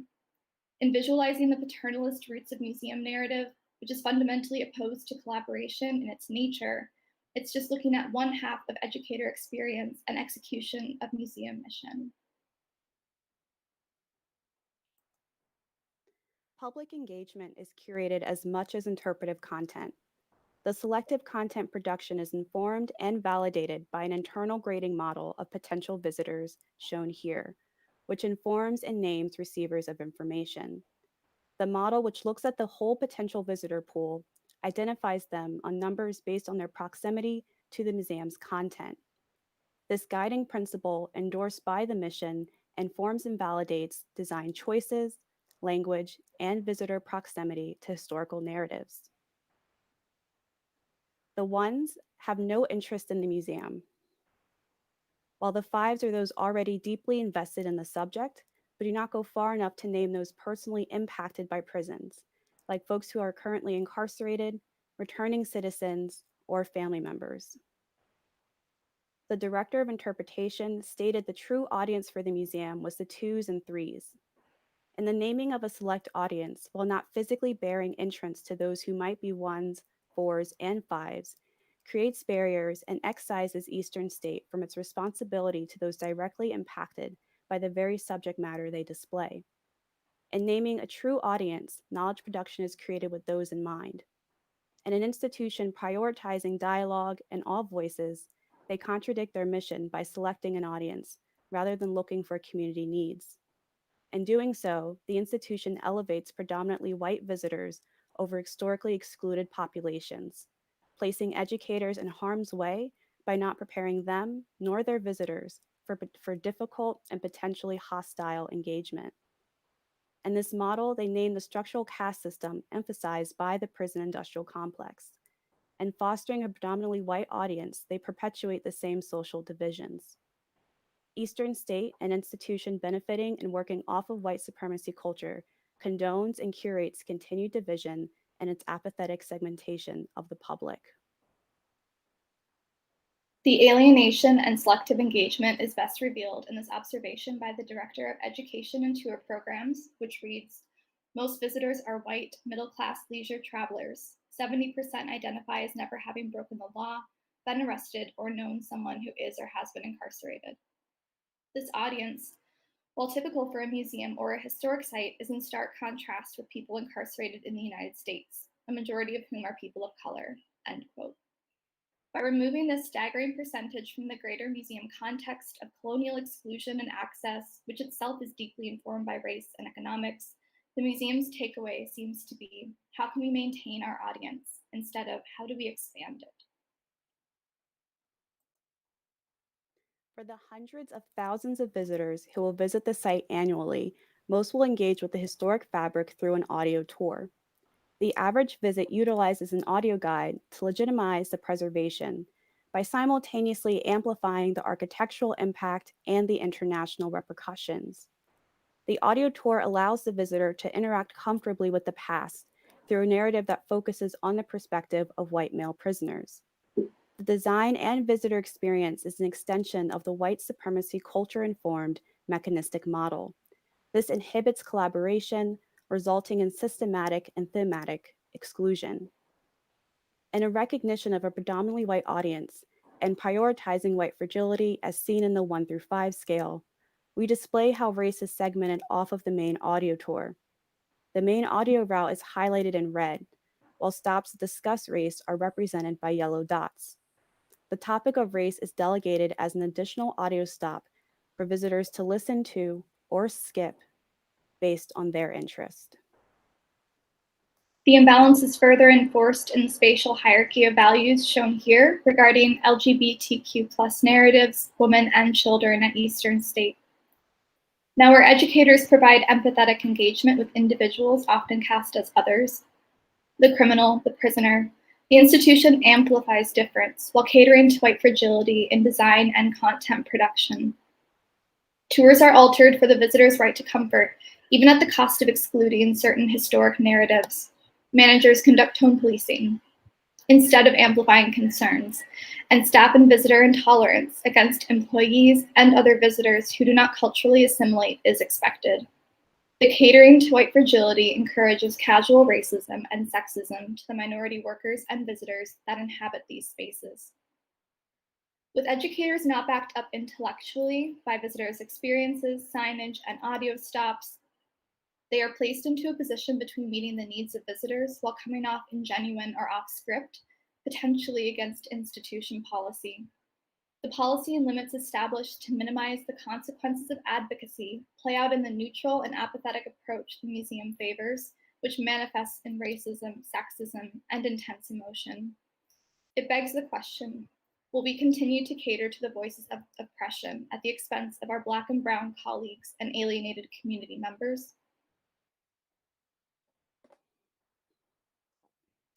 Now, what about that award-winning exhibit about mass incarceration? Prisons Today and the Big Graph is a narrative departure from the historically grounded tour that is as separate from the museum, both in aesthetic and direction, as its educators are. The exhibit is a time capsule presenting facts and figures and ending with the only actionable takeaway of registering the vote. Facts and numbers draw away from the empathetic approaches by the education department. The human impact of the prison industrial complex is navigated and isolated to artistic interpretation. Artist installations suggest that personal testimonies are open for interpretation by divorcing them from reality, where educators' grounding questions and interpretation are absent. The exhibit, without a thesis, explores many questions. Why does the United States need to imprison so many people? What are the consequences? Has this historic expansion made our community safer? And can the United States continue to afford this expense? In asking questions, Eastern State enforces neutrality by taking the traditional museum approach of being inquisitive and not partisan. Progressive or divisive subject matter does not equate advocacy or a departure from this normalcy. In offering no resolution, this exhibit, though well-intentioned and well-designed, is a bystander to mass incarceration that is restricted by the field's white supremacy roots. The inability to name and engage critically with the intersections of race, policing, and prison that educators push an interpretation on site It's also echoed in public programming. We looked at monthly Searchlight conversation series, as well as weekly articles shared with the public for this year, 2020. Searchlight series offers the museum a chance to stand behind topics they will not name themselves. The labor of connecting race to the prison industrial complex is positioned on the Black scholars, activists, and artists invited on the program, much like how educators have to engage in heavy lifting on site. Prior to 2020, no Searchlight series directly engaged race as a primary topic. The subjects listed represent a portion of the issues educators are compelled to discuss with visitors, but are not trained in doing so. Weekly articles themselves come from a pre-approved pool of journalistic sources that is filtered through the hierarchical mechanistic model to ascribe legitimacy.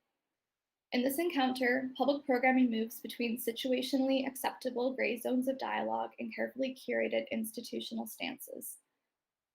Scholars and articles represent the action outside of museum space, providing absolution from suggesting an institutional moral stance.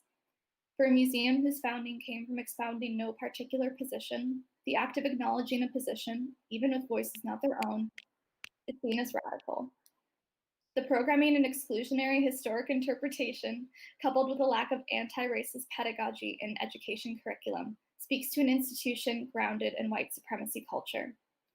Coupled with its priority of preserving a monument to segregation and exclusion, both physically and in its ongoing segmentation of the public, the institution enforces racism both internally and externally. Now, the potential for responsible and socially centered action was seen in the penitentiary's initial reaction to COVID-19, which you can see in yellow. What was seen by educators as an acknowledgement of the urgency of decarceration efforts against an extremely and unknown contagious disease was in reality a cosmetic opportunity. This was underlined when the museum avoided direct action in June when the movement physically came to the museum's front door.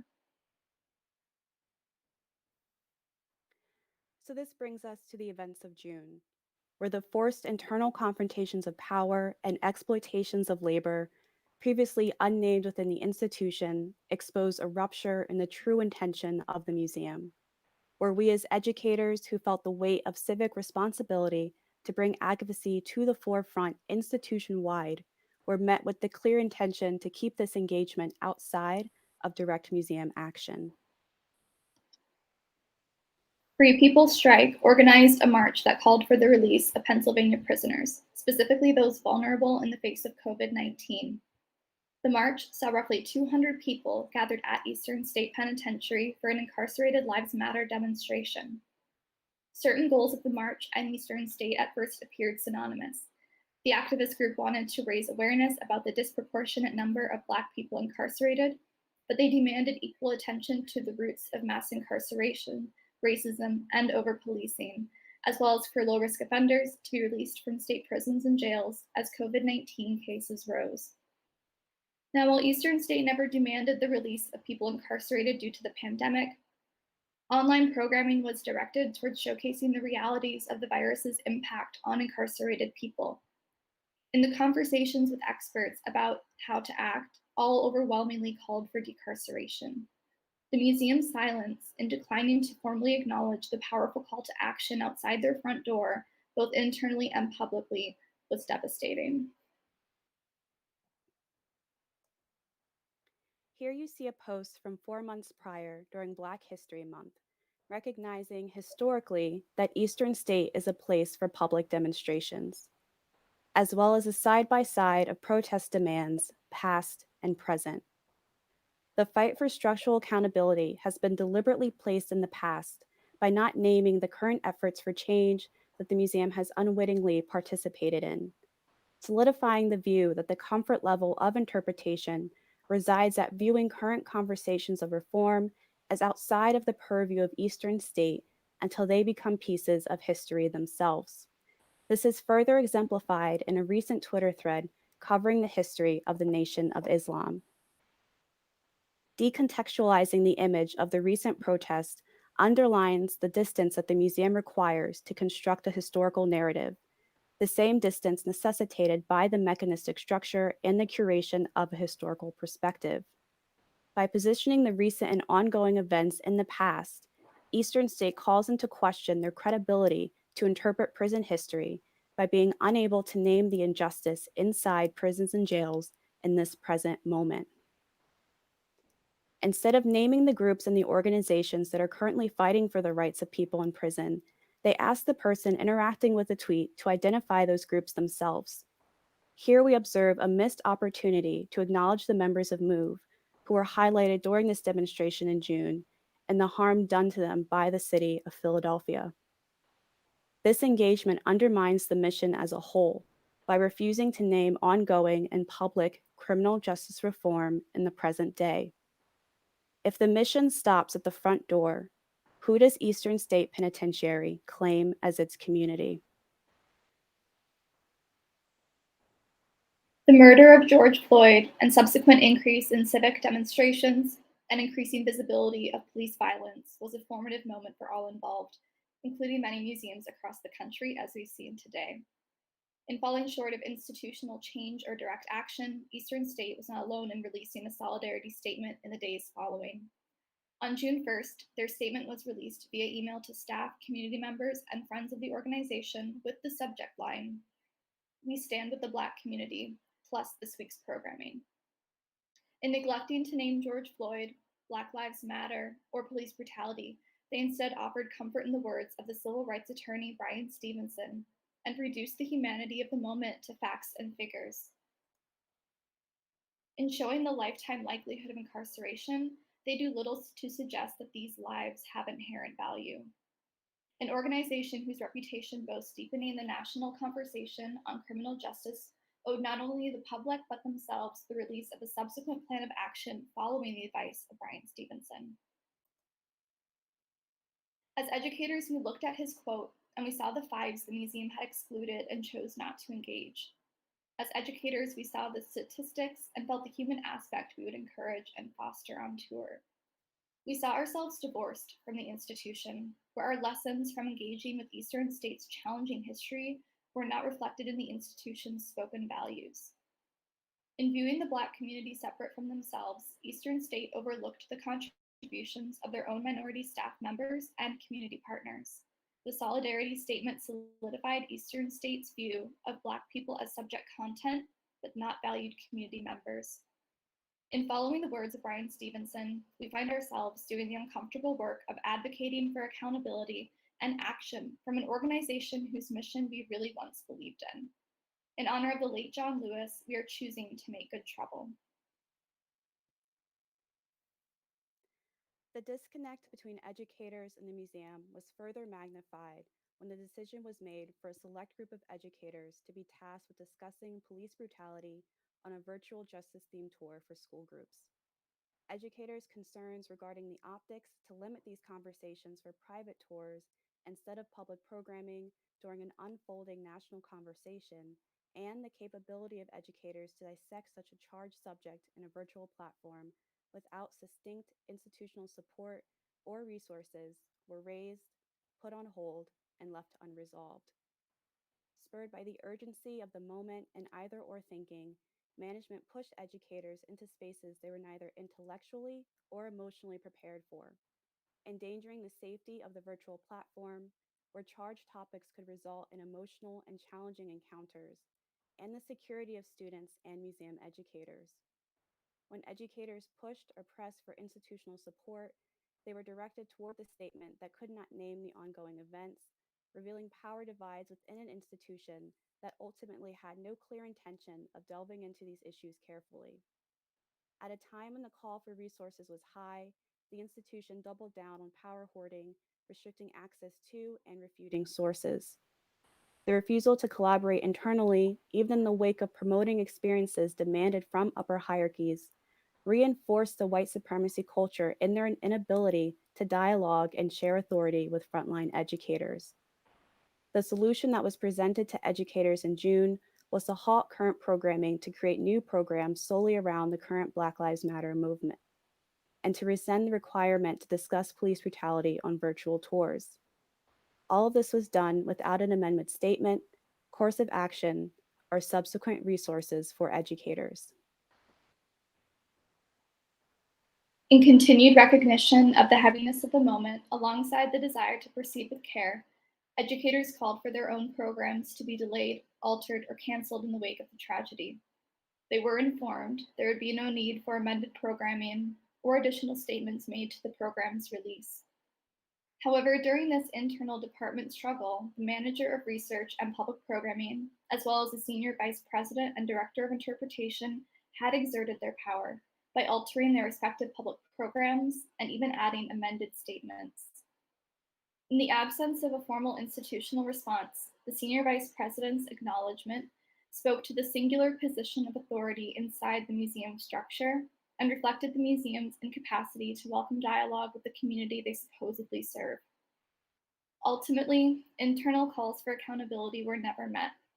The events of June ultimately resulted in massive layoffs, both forced and voluntary, and the ever-restricted agency for those that remain.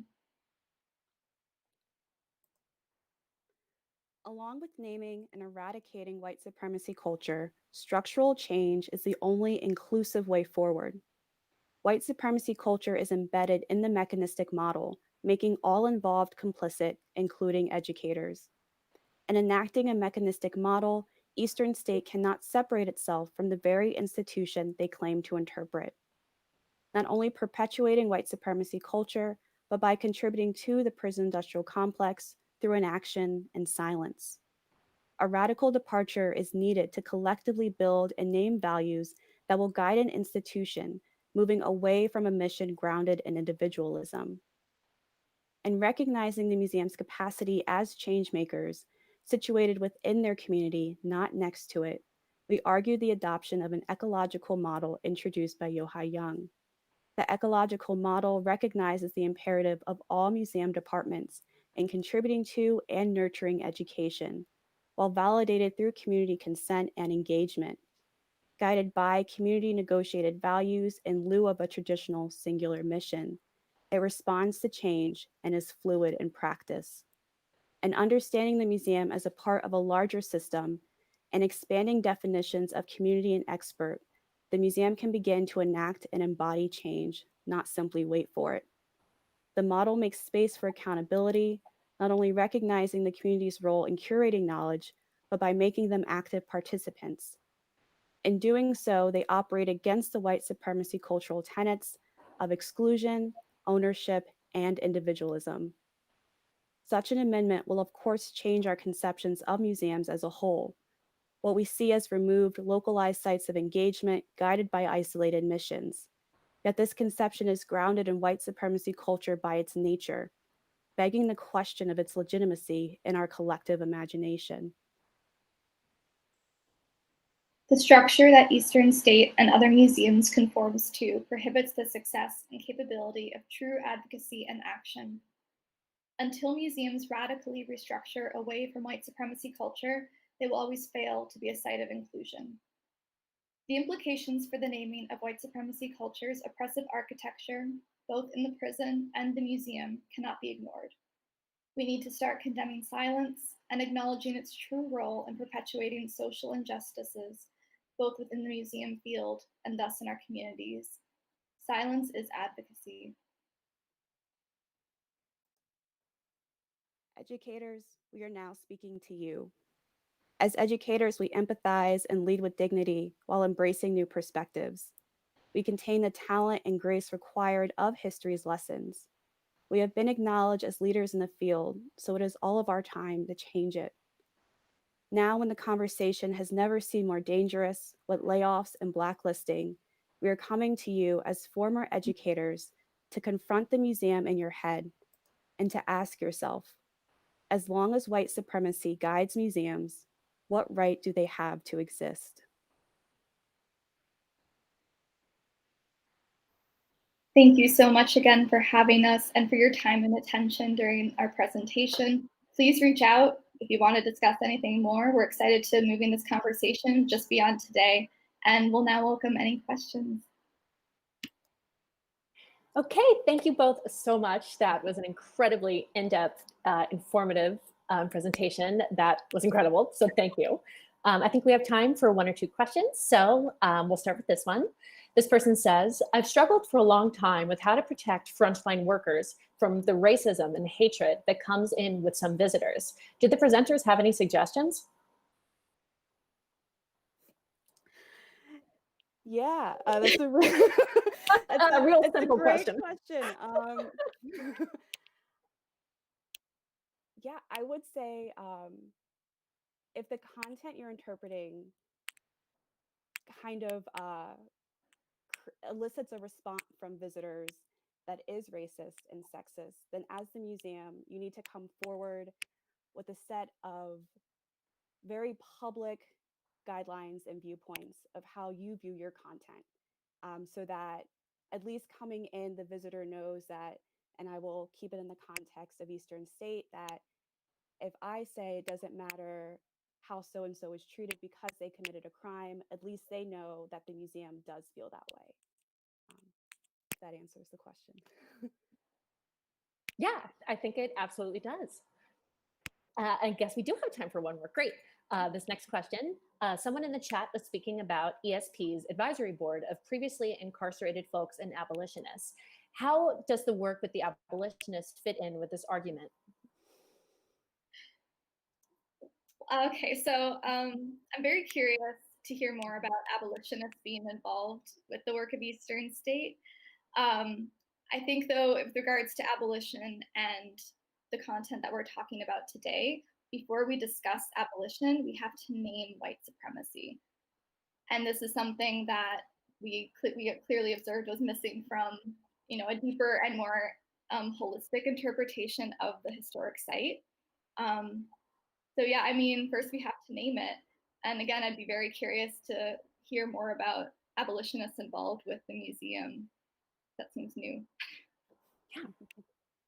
Janae, did you want to speak to that? I think Margaret answered it very well. Yeah. Let's see. I think we have a few more seconds. So unless you guys have any concluding thoughts. Yeah, I guess I'll. Yeah, please go for it. Yeah, sure. No. In a moment of radical honesty, we opened up both ourselves and our past experience at Eastern State with all of you. I know it's not very common in the field, and I will say that this was us holding back. Yeah, that is something that we are so thankful for, the fact that people are coming forward so truthfully and honestly, and there is strength in numbers. So we all have to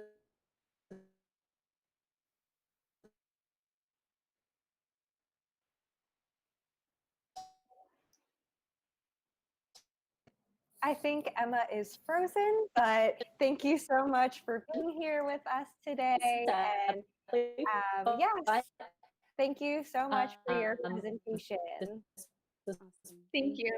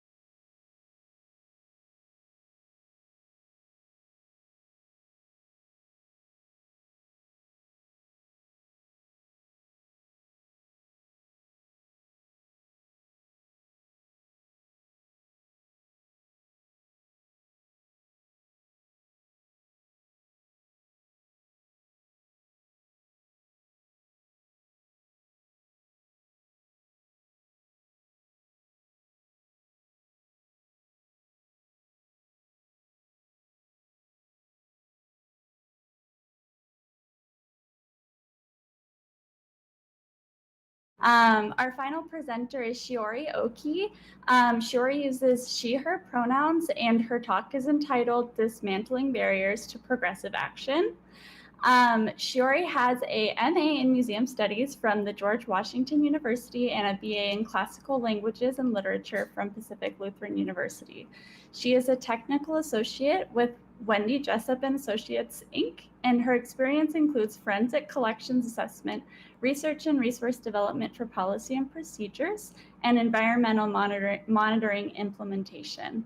Take it away, Shiori. Thank you.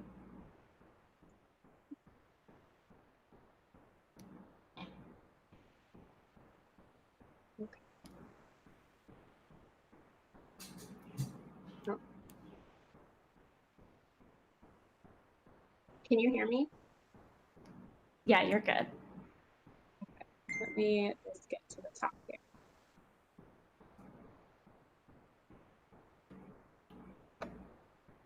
All right. Okay, good afternoon and good evening to all the guests and speakers. It is such an honor to be with you today and engage and reflect on where museums have been, are, and how they may or may not continue to exist. I've been inspired and excited by all of the presentations for this inaugural conference, and I want to take this moment to thank the Death to Museums team for presenting a thoughtful forum for future museums and cultural heritage institutions professional to thoughtfully engage in difficult questions during challenging times. My name is Shiori Oki, and I'm here to present today on dismantling barriers to progressive action, a dive into individual and institutional accountability. I speak to you this afternoon from the ancestral lands of the Anacostans, Nacotchtank, and Piscataway peoples. I would like to pay my respects to their current, past, and future elders and acknowledge the damaging practices of colonialism and genocide that displaced many Native and Indigenous peoples. I would like to acknowledge the current climate crisis and remind listeners that climate change threatens cultural heritage, both tangible and intangible. I would also like to affirm that Black Lives Matter and that the current sociocultural climate we find ourselves in is exacerbated by a global pandemic that is disproportionately killing and harming communities of color. During my MA, I constantly found myself asking the question, why is it so hard for museums to hold themselves accountable?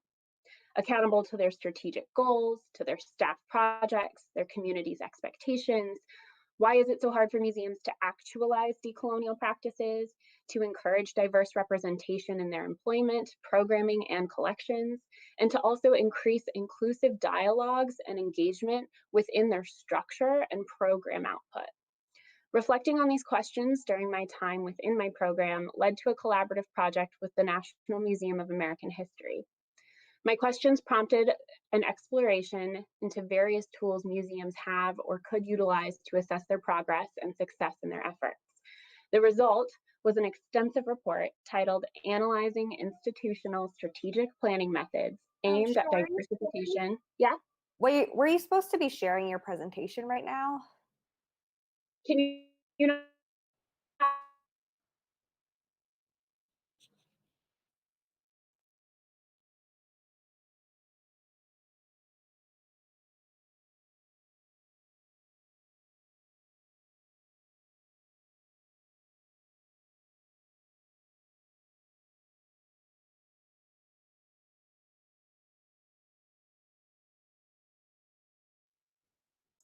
All right, you're good to continue. Ready? Okay. Just to backtrack a little. So the extensive report that I had worked on was titled Analyzing Institutional Strategic Planning Methods Aimed at Diversification, Inclusion, Decolonization in Museums. It's a specific review of the National Museum of American History's strategic planning process for 2020. So what prompted this report? This research is both an examination and a case study of institutional accountability measures as it relates to individual and institutional dedication to values of diversity, inclusion, and decolonial practices within collections programs and infrastructure. Ultimately, I was questioning if there is an established body of governance within a museum and their role is specifically to exist as a body of authority for institutional accountability, then why is it so hard for museums to actualize these practices of diversity, equity, accessibility, and inclusion? I first would like to acknowledge that all of the content within the report and this presentation continues to transform and inform ideas. Nothing here is necessarily new to the field. I would also like to share that even though this work was completed in May of 2020, much of it feels somewhat outdated. The report can be divided into 3 sections. The first third is an introduction of two ideas about where museums have been, how they have indoctrinated systemic practices racially, economically, and politically. This section also introduces the main argument that current governance structures in museums cannot support the progressive work being developed by the immediate staff working towards more progressive practices. The second section of the report reviews 3 different types of assessment tools that can be utilized by museums to gauge where they are now with their personal and institutional practices, or offer more intentional methods of holding themselves accountable to work focused on inclusion, diversity, and decolonization. The last third of the paper is an extensive examination of the Smithsonian National Museum of American History's strategic planning method and how it either conforms or diverges from the suggestions of the assessment tools discussed in the paper. What I set out to prove is that essentially board structure and governance is one of the biggest barriers to progressive action. I want to be sure that I define what progressive action means to this report and this presentation. Here, progressive action refers to the internal development of ideas aimed at meeting goals set by museum professionals to actualize decolonial practices, uplift diversity, and enhance inclusive opportunities. I'm sure many of you are familiar with the legal primer for museums. The text essentially outlines all foundational parts of museum functionality from their historic origins to best practice for collection management. Boards are one of the first bodies identified in the text as essential for museums. Part of establishing a museum as a museum requires granting authority within a governing body. This is the museum board.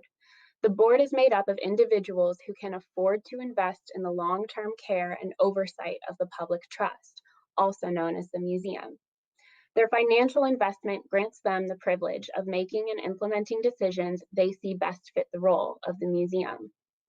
Malaro, co-author of the legal primer, says this about museum board responsibilities: that when making judgments, a board is given the benefit of the doubt if all else appears to be in order. The implication here is that boards, even in their lack of diversity and representation, will do right by the collection and public. This poses the greatest threat to actualizing accountability to diversity and representation because it ensures the survival of a system that elevates the position and power of individuals whose contributions at the top do no more to a collection or institution than their predecessors. When the board population makes up a small percentage of an institution's overall positional demographics, those individuals weigh more in the decision-making or approving processes. If that population has looked the same demographically for decades, let alone centuries, then the power within the institution remains a closed-door, wealthy, white, male governing body. Governance bodies within museums continue to literally reflect the same historic demographics of white privilege, while all other areas of the museum sector have demonstrated an increase in diversity, specifically in gender and race. I'm now going to discuss the 3 types of assessment tools that I identified in my report. So, question: how can museums interrogate their past, current, and future approaches to combating systemic injustice and genuinely change areas and practices that lack action and accountable reflection? It requires a practice of understanding both intent and impact on the individual and the institutional levels. The relationship between groundwork, governance approval, and accountable measurements of action has not only historically been stratified, but has also lacked a holistic reflective assessment that can be used to inform future attempts at the same types of institutional initiatives. In my report, I reviewed 3 different assessment tools: the Balanced Scorecard, the American Alliance of Museums DEAI Insight Report, and the Empathetic Museums Maturity Model. These tools may not be for every museum. In fact, they are not the only tools. Assessment and accountability measures will vary from institution to institution because of the inherent difference in location, size, and mission. The goal here was to unpack how these tools can be used and compare the process to the organic one that the National Museum of American History developed for itself. The balanced scorecard. Museums can be understood as businesses. Their economic and politically interpretive existence inherently impacts their internal operations and strategies. The balanced scorecard is a business tool that measures performance outcome related to internal practices and stakes. Developed by Robert Kaplan and David Norton out of the Harvard University Business School in the early 90s, this scorecard aims to balance the internal action with external impact through gauging operational performance. At the core of the scorecard are the institution's vision and strategies. These are used to create objectives, identify measures, specify targets, and plan initiatives for each sector of the business perspectives. The business perspectives are financial, consumer, internal process, and learning and growth. As this assessment tool relates to museums, it's important to note that the BSC provides museums with results that illustrate their current practices and measures the success of their current efforts. This method also requires a fixed structure or business model to be applicable to measure objectives. If anything, the BSC can provide museums a starting point from which to build a more holistic or radical plan. In 2018, the American Alliance of Museums published their Facing Change: Insights from AAN's Diversity, Equity, Accessibility, and Inclusion Working Group. This report outlines 5 insights that can be used to ensure that ideas and actions aimed at diversity, equity, accessibility, and inclusion don't falter, but rather become a centralized institutional practice. The first is that every museum professional must do personal work to face their unconscious bias. The second, that debate on definitions cannot hinder progress. Third, that inclusion is central to the effectiveness and sustainability of museum work. 4, that systemic change is vital to long-term genuine progress. 5, that empowered, inclusive leadership is essential at all levels of an organization. These instructional insights require both individual and institutional examination practices that can push museums towards confronting the tensions between action and inaction, personal and professional investment, and the stratification of power in action as it relates to initiatives focused on the DEAI values. These values have become an ever-growing demand of communities that museums serve and exist in. Having insight and awareness for not just institutional practices, but individuals is a tool that can be used to confront accepted norms within museums, and doing so can incentivize a relationship between accountability and action as performed by museum professionals and their governing bodies, both of which exist in preconceived hierarchies of power. In 2016, the Empathetic Museum published their Maturity Model, an institutional assessment tool for measuring efforts of empathetic practice. Their approach to museum work is to connect with their communities through empathy and align that work with the experiences, values, and needs of the community. Empathetic practices are assessed through a degree of maturity. The rubric itself defines limitations and barriers museums will need to address, such as white supremacy and decolonization. The 5 specific museum practices that can be measured are civic vision, institutional body language, community resonance, timeliness and sustainability, and performance measures. These practices are scored utilizing the developed rubric that rates how they meet their institutional practice based on maturity. Regressive being the least mature, emergent, progressive, and proactive being the most mature. This assessment tool not only provides a model of transparency, but is inherently reliant on constant reflection and assessment by museum personnel. Intentionality is built into the rubric and impact is measurable. Furthermore, it is a tool that encourages museums to constantly revisit their accountability processes and treats policy as living, changeable practice. I'm now going to transition into the part of my report that analyzes the strategic planning process for the National Museum of American History. In 2019, the NMAH took on developing a new strategic plan for 2020. Utilizing a more organic and specific approach to their institutional structure, writers for the strategic plan focused on the internal dialogues amongst the museum professionals and internal stakeholders of Smithsonian institutions to become the foundation for the drafting process. Starting with an of, by, for all workshop, completed in September of 2019, the strategic planning process for NMAH was led with heavy emphasis on internal feedback. The writing team developed intentional questionnaires, led conversations, and conducted multiple draft reviews to ensure that the document reflected the insights and professional focuses of the staff. Together, the team gathered information and perspective, synthesized what was being said, and then grounded the strategic plan in a vision for the museum's future, dictated by the staff. The final draft was completed in May of 2020. Of By For All is a nonprofit organization that focuses on supporting civic and cultural institutions striving to matter to more people.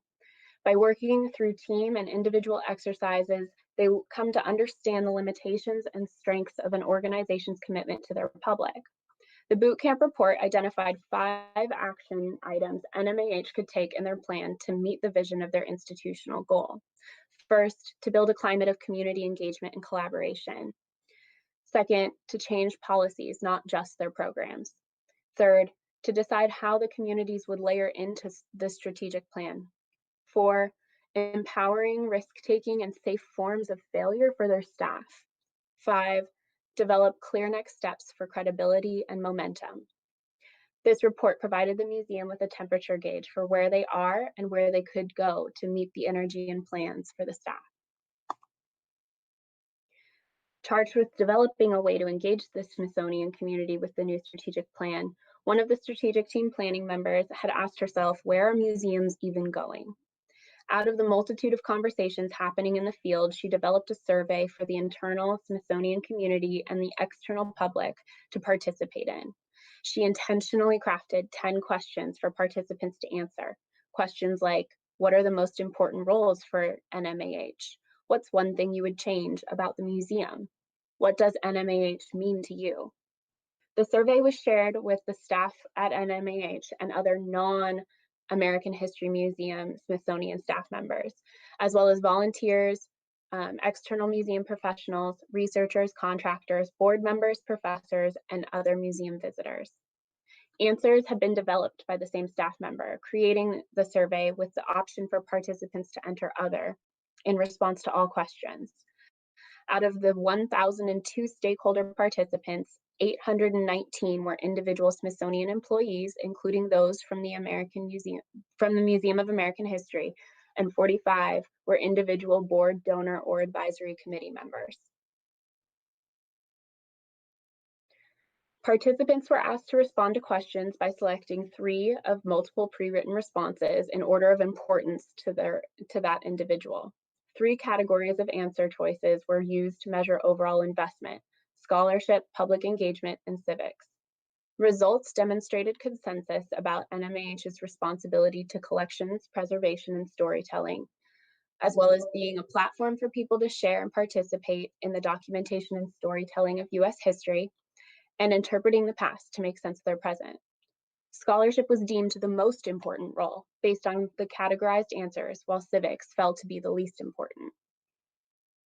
In analyzing their internal survey data, NMAH found that there were statistically significant differences to various questions raised by the survey.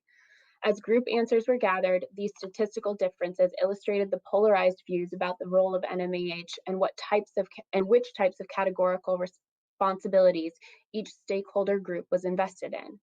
While collecting and preserving still rated high for each group, the more nuanced answers garnered radically different responses. To summarize what you see here, civic responsibilities focused on teaching about U.S. history, uplifting U.S. history and historic people, and unifying a lived experience rated high amongst advisors and donors.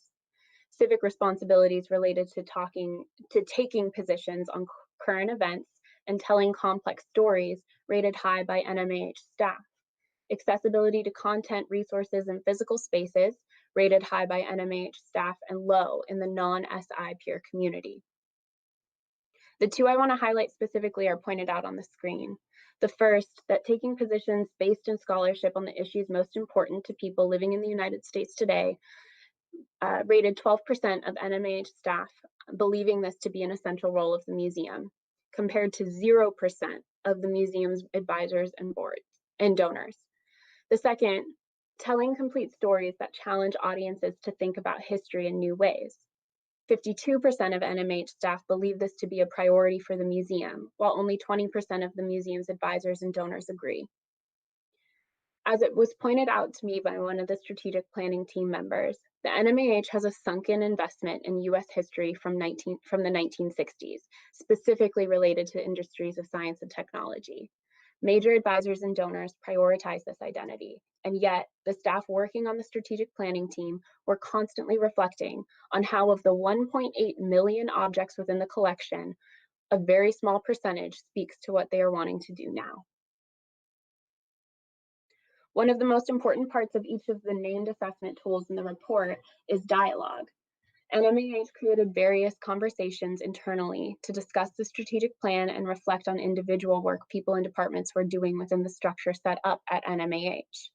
The strategic planning team took an extensive amount of time to work through individual responses from the internal and the external community. Staff began to reflect on how their colleagues' focuses might differ from their own, or where frustration was apparent from the same experiences in radically different sectors of the museum. The writing team knew that the institutional history had only paid lip service rather than actualized any meaningful changes, and that their role today, as dictated by their strategic plan, would require them to be at the forefront of radical change. The team conducted deep dive conversations, intentional small group dialogues to assist in unpacking and identifying strategic goals and internal barriers. These dialogues became a part of the review and redrafting processes for NMAH's strategic planning team.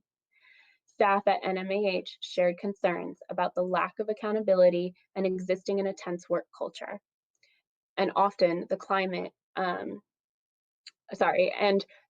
often having individual or departmental projects shot down. They also voiced the need for more representation departmentally and demographically in advisory committees for the museum and within the board itself. Finally, a penultimate draft was sent to the board for review. It was during this review process that concerns about the language of the plan and the vision for the institution became tense.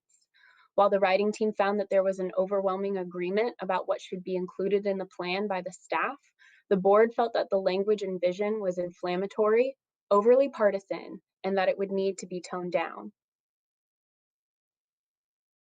One of the biggest topics of reflection for the strategic planning team was mapping out principles and goals for the 2020 plan that actively address the systemic problems at the NMAH. A team member made the comment saying that tactical plans have to somehow be built into this hierarchy. But then there's already this systemic problem of reliance on a hierarchy built for a different purpose and plan and a different museum than the one we envision. So as we are trying to think through how to develop a tactical plan, it has to include leadership and those who have been excluded, which is different than how work has been done in the past. So how did NMAH begin to confront this hierarchy? They named their challenges. You have to overtly define your challenges. When the board had pushed to have inflammatory and partisan language removed, they were referring to these three challenges: racism, xenophobia, and climate change. Pushing back on that request from the board resulted in conversations about why including them is important. If NMAH is going to exercise the AAM's DEAI insights, people cannot get hung up on or debate on definitions. The museum and its stakeholders, including staff and board, are responsible for owning the terms that they do or do not define, and they are responsible for doing the work to unpack their unconscious bias. In the end, these challenges were once again included in the strategic plan. The strategic planning team was very clear in all of our conversations. This is a foundation for action, and from it, tactical plans should be rooted. Their actions moving forward as an institution should be held up by the values of accountability, care, collaboration, and courage. NMAH is striving to become the most accessible, inclusive, relevant, and sustainable history museum in the country.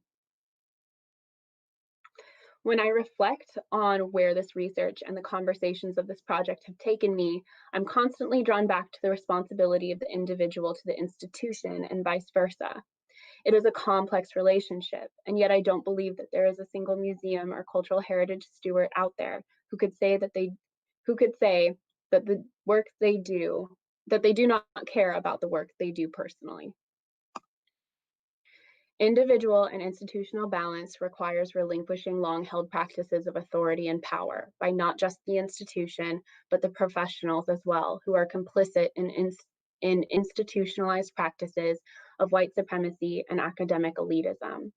This does not mean to say or imply that museum professionals condone these practices, but rather that they have become so internalized by the institution and the positions that the individuals become a part of accepting that norm. It is unrealistic to expect new results from old structures and habituated practices rooted in colonialism and white elitism. By radically restructuring the way governance and accountability can be checked, museums can better serve their community and collections. I had the opportunity to check in with a member of the strategic planning team and discuss where they are now in developing their tactical plan. He reflected on the reality of falling behind because of the immediate community and larger global community's response to COVID-19. He discussed the intentional conversations happening in regards to reassessing the exhibition spaces and how the current protests and calls to action will impact these spaces and the interpretation of history within them. He shared the dedication the staff has towards immediately focusing attention on Black Lives Matter and COVID-19, and how the museum will need to reprioritize and reallocate resources for their tactical plan to actualize these things. Museums should not shy away from naming injustice, and I look forward to watching how NMAH will move forward with intentionality and vision while challenging the same types of institutional barriers they have faced before. I also think constantly of Sumaya Kasim's article, "The Museum Will Not Be Decolonized," and I ask myself if the work that we are hoping to achieve can meet the ideals we put forth. Regardless, what she leaves readers with is a reminder that none of this work can be done alone. And so thank you to Emma, Rose, and June for providing a space for young museum professionals. Thank you to Bob Horton and the NMAH strategic planning team. Thank you to each of the individuals who have been second eyes, ears, and sounding boards for this report and presentation. And thank you to each of you today and all of the museum professionals who show up every day as advocates for justice and compassion towards themselves, their organizations, and their communities.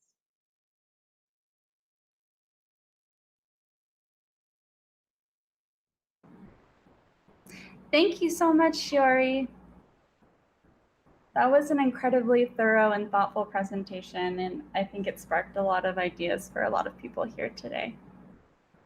Okay, so we're about to wrap up, but we have a few questions. The first one is, what are the practical steps that we in the field can take to fundamentally alter the current model of board governance? And on this note, what happens when a museum board shoots down positive change in all of its forms?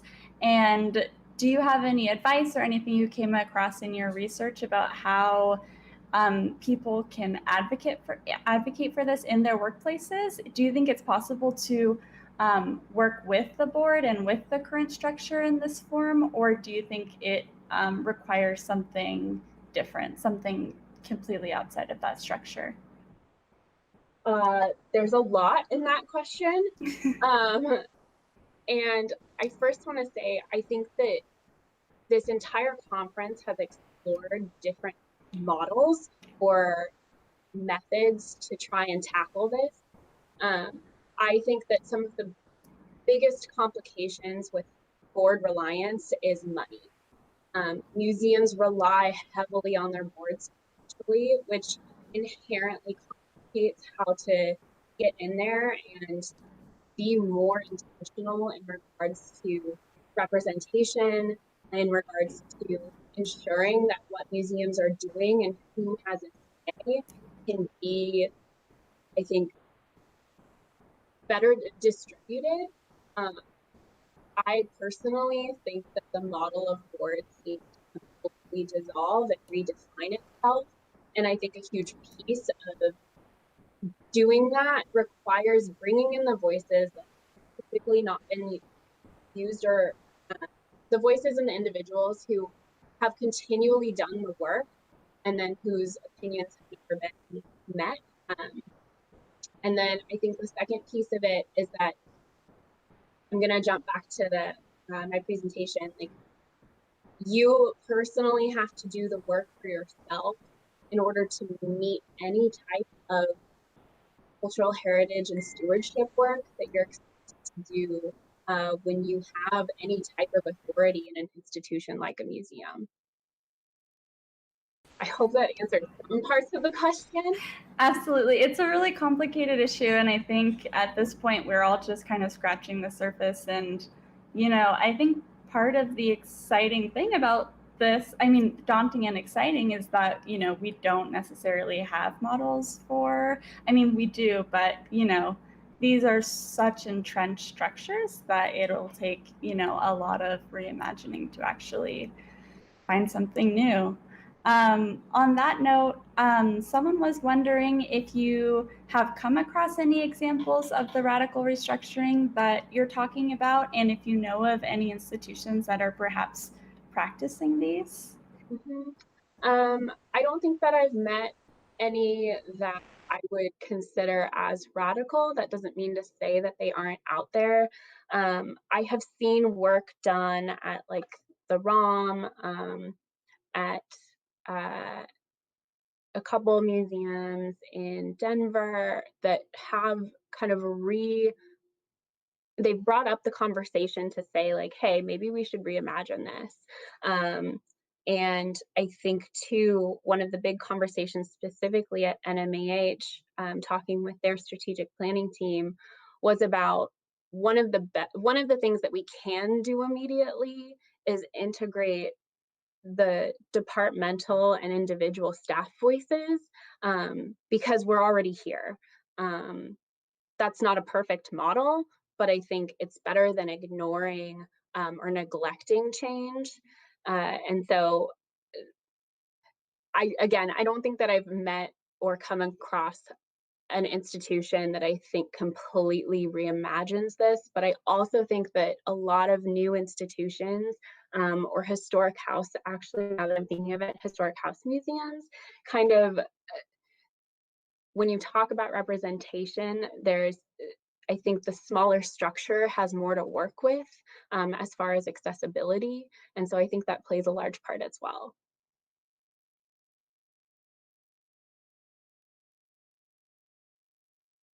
You're on mute, Rose. I can zoom. Okay, thank you for presenting at this late hour. That was a really incredibly well-researched presentation. Oh, and there was someone who was perhaps interested in reading your report as well. So maybe with your permission, we can send that out. Awesome. So we'll say goodbye to Shiori now. Thank you so much. And have a great rest of your evening. Okay, everyone, that's a wrap on our inaugural conference. Thank you so much for joining us. We cannot thank our speakers, collaborators, and supporters enough for helping us in shaping this platform. We hope to improve even more going forward and to broaden our scope and content and experiment with new formats in the coming months. So stay tuned for information about our September series. And please do fill out our post-conference survey. We'll put that in the chat again, and we'll also email it out perhaps tomorrow. And please let us know how we can improve and what you would like to see and how we can better serve you, because that's really what we're here to do. So thank you all again for attending and for being so interactive and thoughtful with your chat comments and with your questions. And we hope to see you all again in September. Just keep an eye on our social media at Death to Museums for information about September when the schedule and everything becomes available. Thank you so much, everyone.